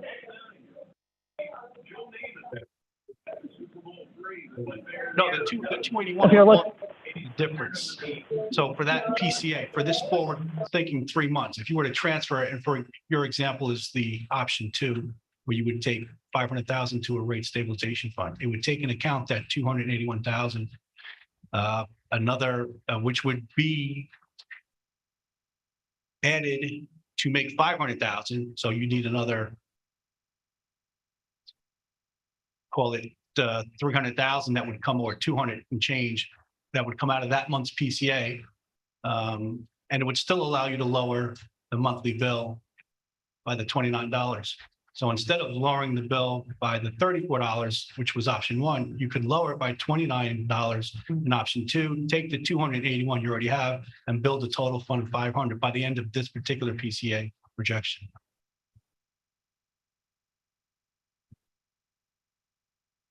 We're not hearing you. I don't know if you're muted. We don't hear you, Ms. Stokes. I think once we have a rate stabilization fund, we'll be able to present that information more clearly. Because right now, if we said, yeah, let's transfer $500,000 to a rate stabilization fund, it just kind of goes somewhere that doesn't really exist. It goes into fund balance. So we can work on, and then we'll want to be able to track that. So I guess we can work on the way that we present that information. Yep. Are we trying to figure that out by May 2nd now? I think I think May 2nd will be, Cindy, you look like you want to say something.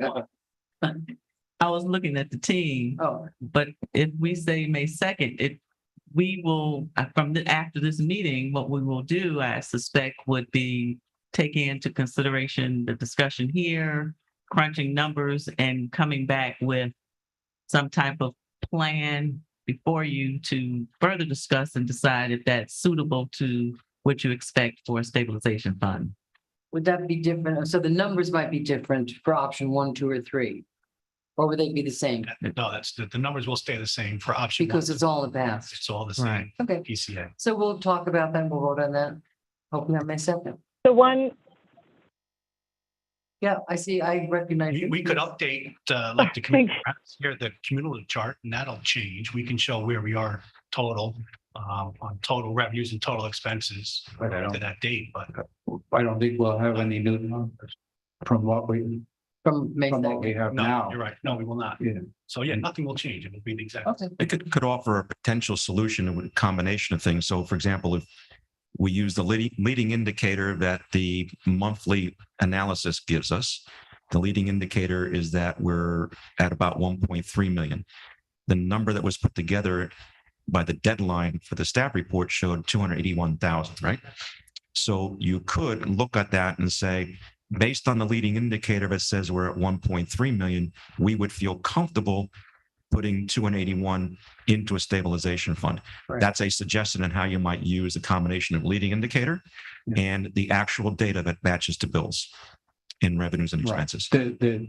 And I think we've all gotten a bit, well, we on this side of the dais have gotten a bit confused because of the 3 months process. It's not realistic to do this on a monthly basis. It'll drive us all crazy. And we don't want to be bouncing the rates around on a monthly basis either. So the 3 months is already a lot faster adjustment than the old once a year adjustment.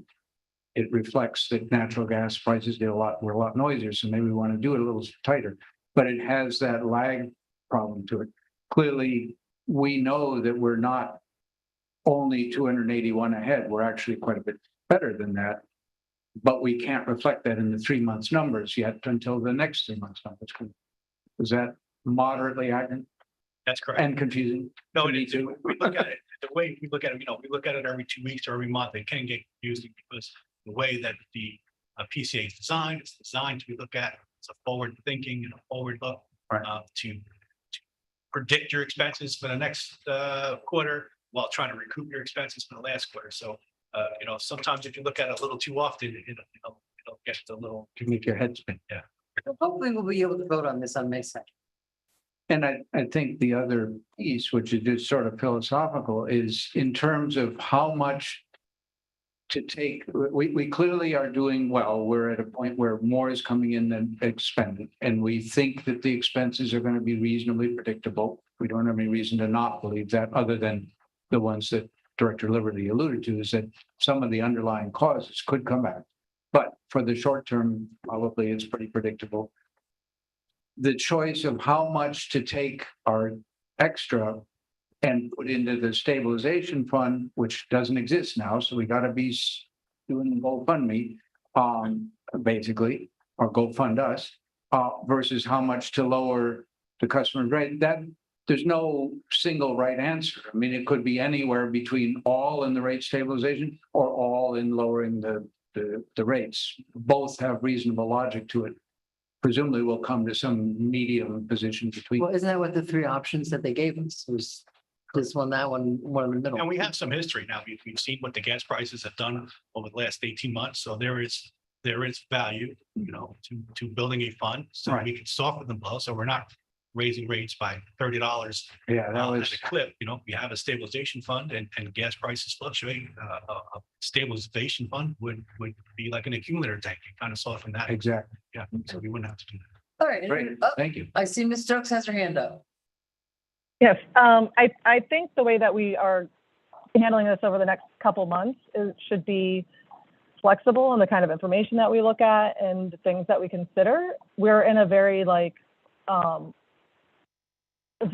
one-off situation because rates just spiked so high, and then we've been working our way off of this deficit, and now we're like right there on the edge, and it's like, what do we do? So every month is a huge difference for us right now.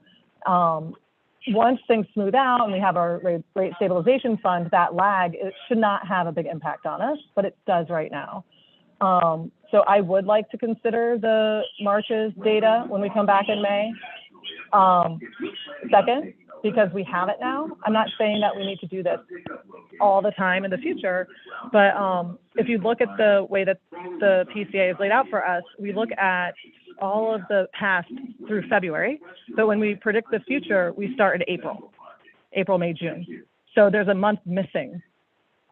March is missing. It's not accounted for in the past, and it's not accounted for in the future. So March is completely missing. And in the long run, that 1 month missing every quarter, when we look at this, shouldn't matter because we have a stabilization fund and we're not like making an extra $1 million every month. It matters now. So I can talk to the city manager and we can maybe see some additional ways of presenting that, the way that we think about what we're going to do on May 2nd.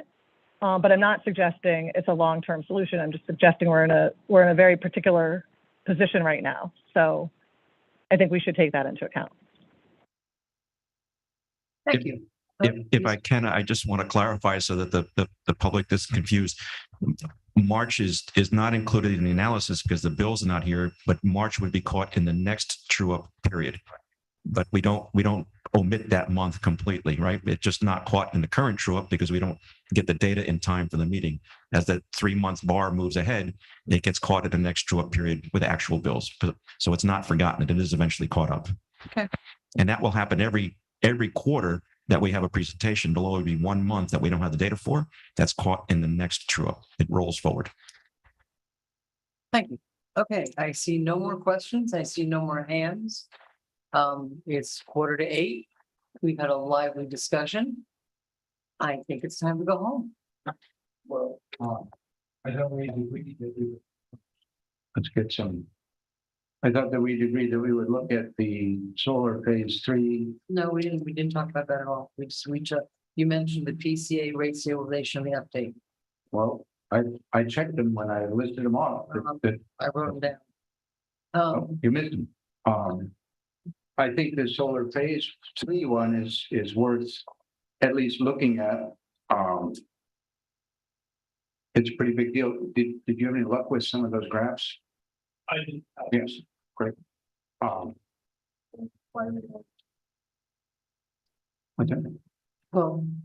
so you want to look at item E, table 1, or look at item E? I think we should. The clock is ticking on making a decision on what to do with the phase. And while we won't make any decision tonight, the idea that that we would start thinking about it at least, Okay, I would ask Mr. Liberty. Is this time sensitive? Madam Mayor, yes, it is time sensitive. FMPA as well as all the other participants are pulling together their approval. So meetings like this are taking place in all of the other participant cities to get their approvals. The goal for FMPA is to be executing contracts, I believe, around May 17th. So, or shortly thereafter. So they need everybody's approval by then. So we had hoped to do it tonight. We certainly do it on the 2nd, but it might be helpful for. I'm just concerned that we have a commissioner who's not here, who's missing all this stuff. Right. She'll get. We would certainly repeat it, but if there's more intensive discussion that's necessary, we're more than glad to entertain that tonight if needed. Okay. And FMPA is here tonight to speak on the issue as well. Go ahead and do it. So I would introduce Susan Schuman from FMPA. And we do have slides for that. Welcome back. Thank you. Thank you. Now it's my turn to play with this. Is there a Now, clicker for advanced? Clerk, are you going to drive from your end or should we do it from here? It'll probably be better if you do it, and there should have been a remote. I don't know what happened to it. We have it. We just want to make sure it's working.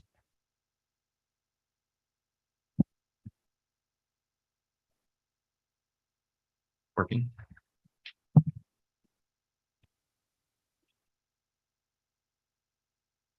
All right. Good evening. Good evening. Thank you very much. It is nice to be back, so thank you for having me back. I'm always happy to discuss the Florida Municipal Solar Project. It's already one of the largest municipal-backed solar projects in the country. And with this phase 3 that we're looking at right now, we're actually going to double the size of the project. So it's something we're very excited about and very happy to be working with our members.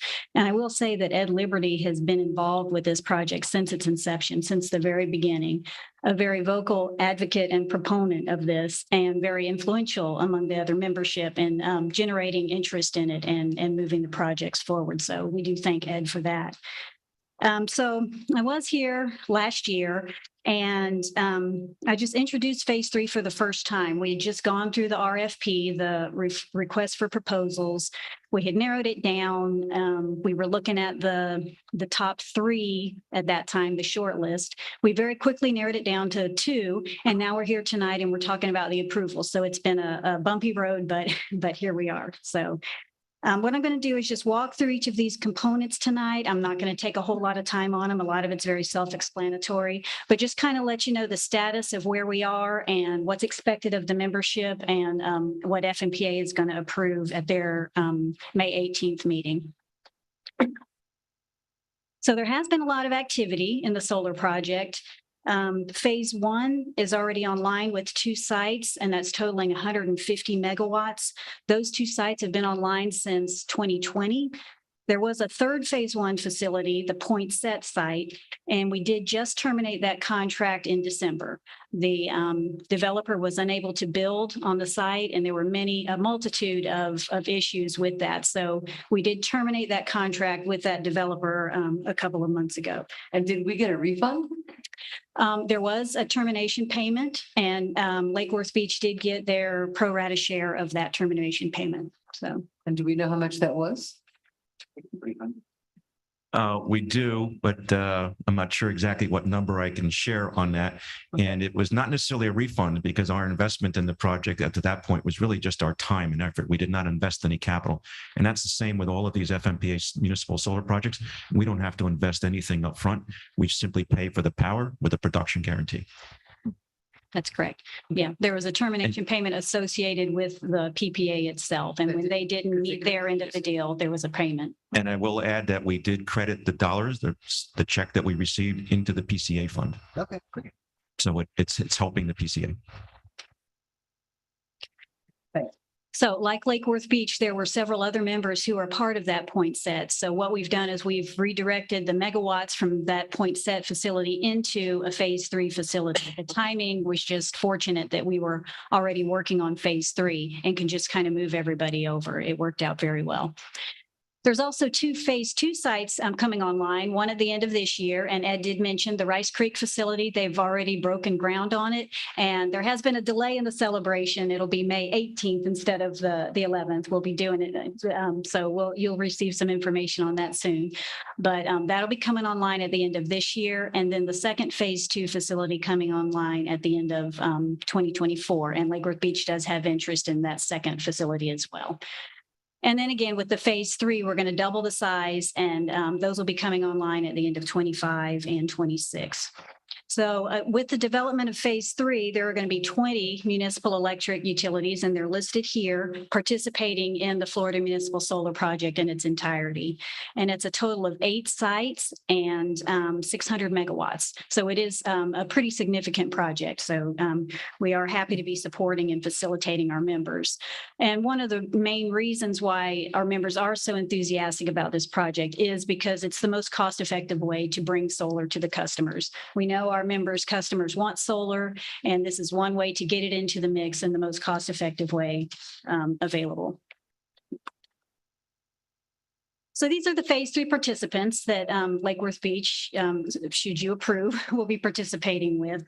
And again, you're redirecting 10 megawatts from point set and considering an additional 20 megawatts for phase three.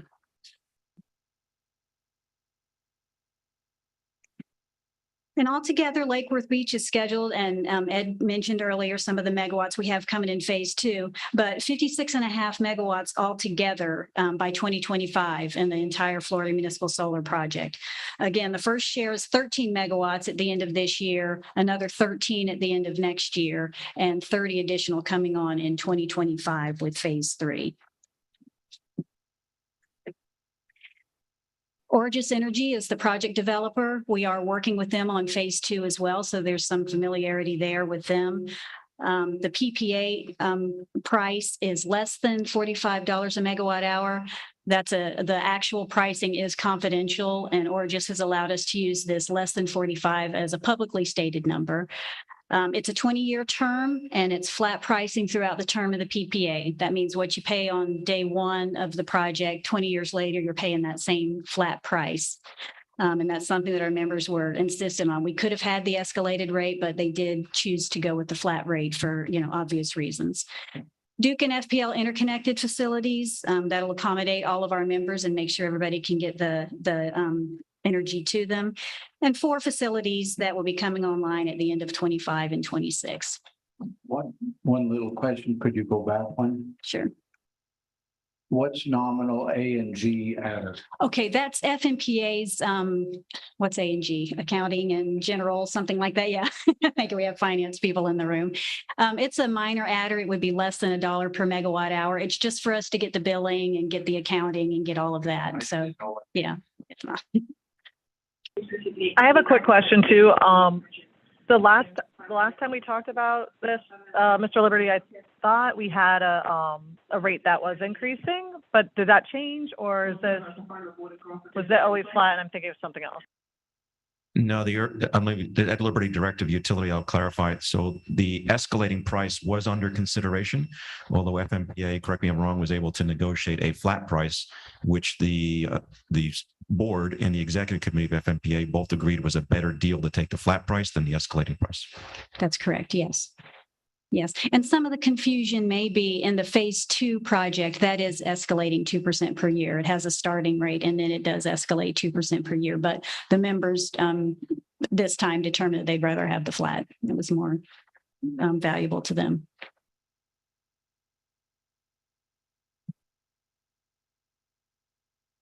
Okay, this schedule is just here to show you that our target is May 18th for the FMPA board and executive committee approvals. And to that end, we would need to have local governing board approvals by on or before May 17th. And as Ed had mentioned, our members are across the state, 10 of them right now are getting their approvals. So we're working on that.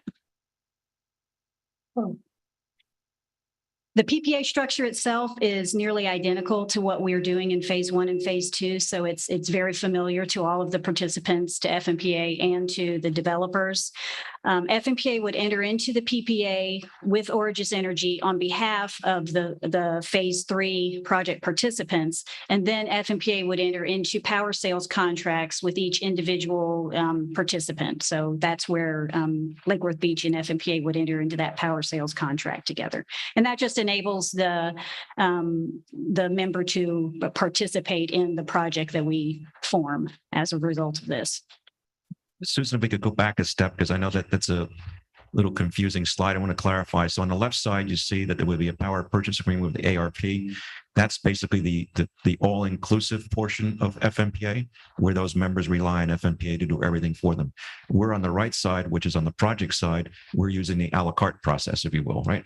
So we participate in projects a la carte. So you can see that depending on which particular side of FMPA you're on, you're under your own respective power sales contracts. However, the pricing is identical. Correct me if I'm wrong. You're correct. There's no differentiation in pricing. All participants in the project, whether they're under the ARP or under the project side, are enjoying the same price. What's ARP? All requirements project. Thank you. And you can see the little red box on the side there. Lake Worth Beach would be in the Solar 3 project with Homestead, JEA, and Winter Park. So, in very good company.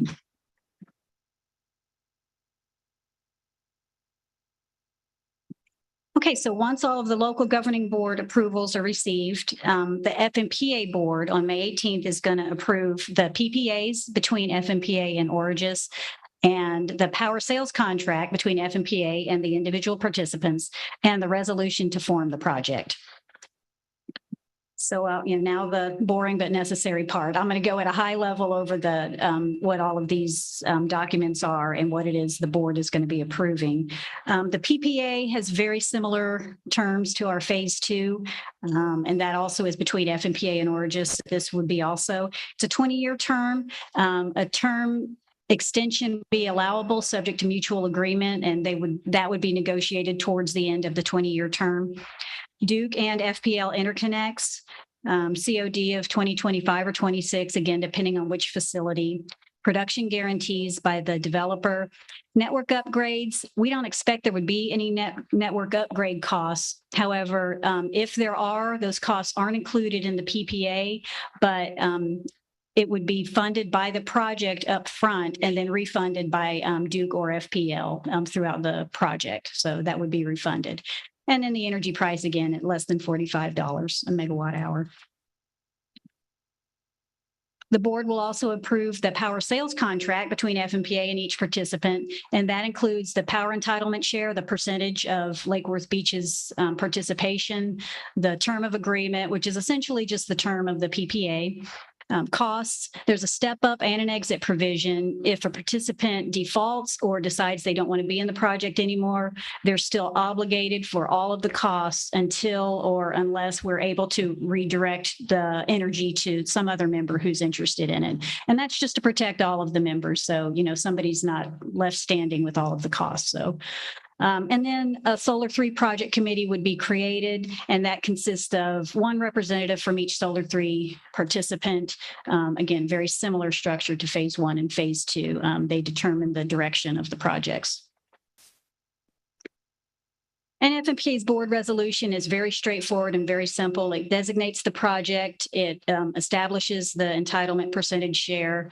It approves the PPAs, the sales contracts, designates the officers, and provides a date. It's, again, in line with phase 1 and phase 2.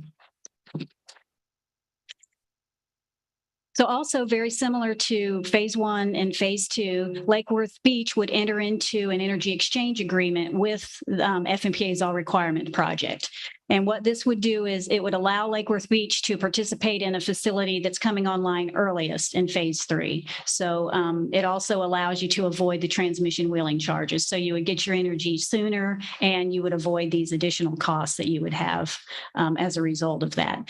Very similar to the phase 2 exchange agreement. Essentially, ARP would receive the solar energy from the Duke facility and then deliver an equal amount into the FPL transmission system. So Lake Worth Beach wouldn't have to pay that wheeling cost across Duke.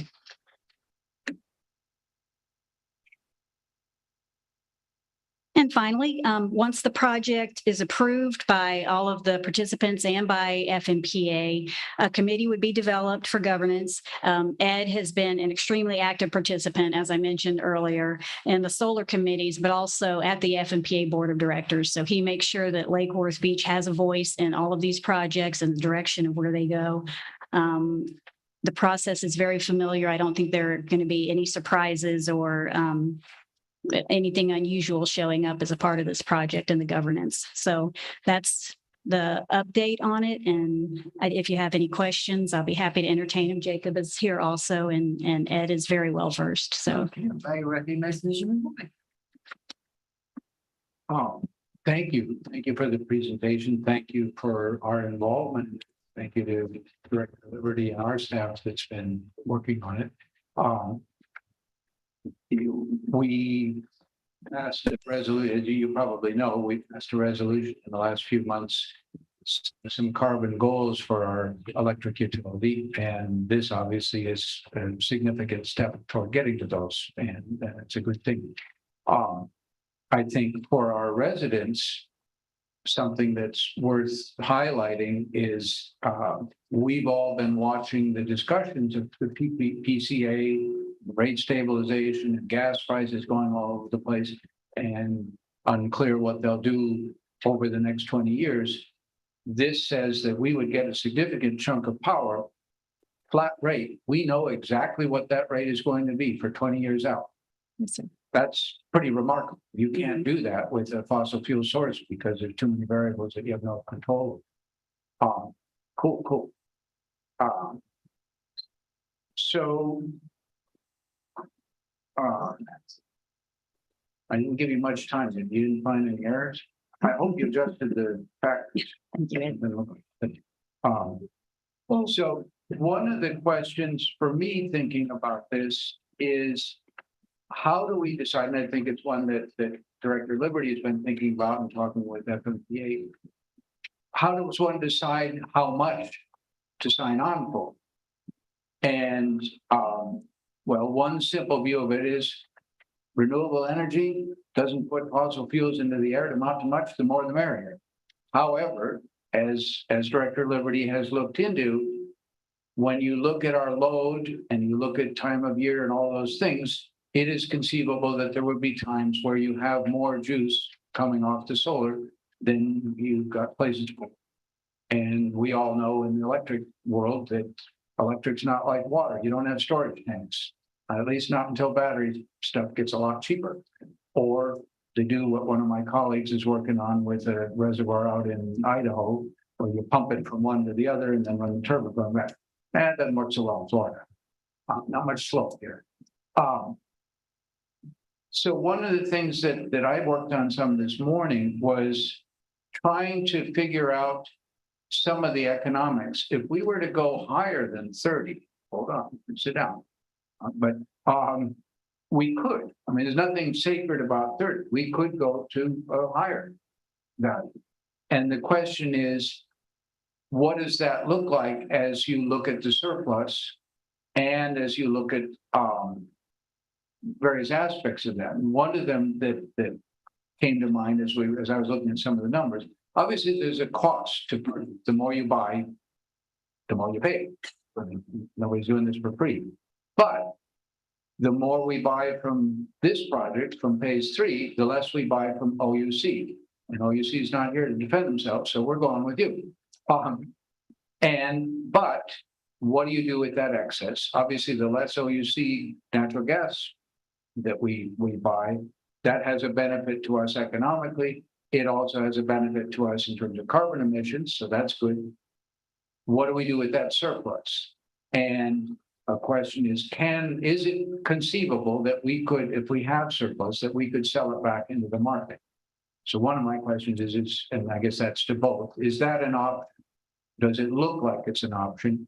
And do we have any idea, recognizing that it's probably squishy at this point, do we have any idea at what rate we could sell it back? Would it be similar to the rate we're buying it from OUC? Would it be half that, a third of it, 2/3 of it? Do we have any idea that we can use to help plan?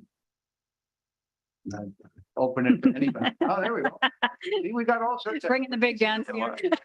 While Jacob is approaching the microphone, I'll add that, number one, this does not necessarily impact the OUC agreement. It would impact the supplemental agreement because OUC is the current provider under the supplemental agreement. And that's a 7-year contract, which I believe expires at the end of 2025. So these first years where we think this oversupply situation will begin to arise would probably be around 2026, 2027. So we'll be in the next supplemental contract. Got it. I'll also point out that one of the likely major bidders of that project would be FMPA for a supplemental. They were bidders in the last one, as OUC was and FPL was. It's a very spirited, very, very tough competition. So we're asking folks to speculate on what energy prices might be in the future. And I recognize I'm looking for ballpark sort of numbers to the extent that that's possible. Gotcha. One thing that hasn't been mentioned that leads to the issue you have. Oh, by the way, Jacob Williams again. All right. Is that you also have a large entitlement from St. Lucie Nuclear Plant. Right. And so that's a base amount as well. And so you add all these other base amounts and you get to producing at times more than the city can handle or use at any moment in time. There is a way for, and we've talked with Ed extensively about a way that you can manage your excess if you create excess via the solar projects. There is the Florida Municipal Power pool that we're all a part of. And there is a way that you can get a price every single hour for your excess. The price will, in all likelihood, be less than what you're paying on average, but for the few hours, for the few megawatts, it's not a big loss, and I could say right now you're seeing average prices in the $20 a megawatt hour versus the 40 and change that you're talking about on the solar, but that's only for a few hours. And frankly, that's only going to occur on spring days, very sunny, but not much load. Right. In the middle of the summer. Spring day. Yeah, cooler spring day. It's very sunny. That's where you're going to see it the most. In the summertime, you'll use it all. Yeah. Yeah. And the pieces that Ed and I have talked about recently is this picture of what is defined as excess that we estimate now is clearly a changing scenario. Ed mentioned, or Director Liberty mentioned at the beginning, that we are looking at about 5% growth the last, I don't remember how many years, but last several years. No, year to date, current year, it's been a little about around 1.25 to 1.3+% year over many years in a row. Okay. This particular year, 5% year to date versus the prior year. Right. So growth, and that probably so far doesn't include a whole lot of EV additions, but some. That's correct. We can expect that electric vehicles is going to pick up even more. Mm-hmm. That's an increase in demand. Conceivably, I will finally give up my gas stove and switch over to an induction stove, and will help save the utility and convince a few friends to do it. That might pick up a little. I don't think it's a lot, but hey, we'll take it. And it is also conceivable there's enormous work on storage technology, and that would be another way that some of that load can get rate shifted during the day, and you may be able to soak it up, if not evening peak, at least at night. So it may be that we wouldn't have any excess at all, even if we went considerably higher in our fraction. Is that thinking about right? I think in the short term, if you went another 20 megawatts, let's say, just pick a number, you're going to have excess for a period of time. All of that load growth and all those things aren't going to happen in the next couple of years. Right. You're talking a decade out where all that starts to come into play and can manage that. I think we also wanted to recognize that an in-city community solar project, whether it's canopy structures or a potential project at the landfill, may yet come to fruition. And we were conscious not to recommend doing so much under the FMEA project that there wouldn't be room in the portfolio for those types of projects to be had in the future. We also know that our rooftop solar, our net metering program is very, very successful with, I believe, 250, 260 or so customers currently either operating systems or in the permitting process. So that continues to grow. So we need to be mindful that we don't want to necessarily close the door on more in community solar, and we don't want to discourage the growth of net metering and rooftop solar, which customers can do on their own. So we were thinking about that in our future as well. And I think that makes sense. So what I'm hoping we can do a little bit more work on between now and May 2nd, we have a little more window, is try to look a bit more at that excess, see whether 30 should be our max, or maybe whether 40 is, taking into account particularly the community solar. I'm going to say some things that people will think are heretical in the community. I'll probably get killed for it on the way out the door. But if we are doing really well and getting utility scale solar at a very good price, I could imagine that the demand for doing rooftop solar may go down a little bit. Because if we're already at a pretty high percentage of that, if we're showing that, hey, in terms of our carbon emissions, we're ahead of target to get there, or whatever it is that, works out. And it's a mixed bag, because as we've had many discussions, the advantage of rooftop solar is that we don't pay any capital costs as a utility. The downside is we don't get quite as much income to keep up T&D, transmission and distribution. I don't know where the trade-off fits on that, but so the prediction of what happens with rooftop has some uncertainty as we pick up more on this. So I hope that we'll be looking with some numbers. The 20 is a helpful number. And maybe we need to get very fancy about making it time of day rates or something. That might break my computer a little bit, but I can do that, but we'll try. The only other thing I would point out is big picture. Lake Worth Beach getting to these levels will be the most generation that is without carbon emissions of any utility in the state. Yeah. Bar none. So you'll be well above everyone. So to think, that's just a perspective that for all the PR that's done other places, you guys would be by far the highest percentage. Right. And we are very conscious. We are a community that likes to be on the leading edge of good things, not on the leading edge of not good things, but this is definitely in the good things department. So thank you for that one. And apparently we are on the leading So, edge. to that point, and it may shock some of the folks in the public, but as far back as 2018, 2019, and 2020 and 21, when we envisioned these types of projects, we were pointing out that we would want as much as 30 megawatts, and that we expected to be well on our way even before we had a resolution to do so, to getting to that 60% carbon free. We believe that taking 30 megawatts in addition to the 26.55 and our nuclear component will put us, over 60% in that 2027 timeframe. The goal is not to just meet the goal of 50 or 60% by 2035, but to beat that goal. And what I want to make sure is that the public understands that this utility director is a big believer in solar. I've been a solar developer in my prior life and have consulted with many clients on solar. We need to really promote that. That is a part of our brand. And it needs to be out there. Just as we've turned people's perception around on reliability and on pricing, we need to strongly promote how green we are. We believe that that's a fantastic selling point for our community. We think it adds to property value. We think it adds to pride, and it adds to the overall community environment. Couldn't agree more. Okay. I see no hands up for Mr. Diaz or Ms. Stokes, who's probably getting ready to go on a plane right now. Yeah, we're going to start boarding soon. Thanks for making that adjustment. We appreciate that you were here. And Mr. Diaz, Yeah, we're doing something and we appreciate all of it. Now there's Ms. Stokes, when you started talking, it was like bright outside and now I see it's dark outside. Okay, Yeah. thanks for have safe trips back to our little town. Thank you so much for being here tonight. Thank you. So I think now, and I'm glad we went over that. I think it might be time to say good night. Good night. We are adjourned.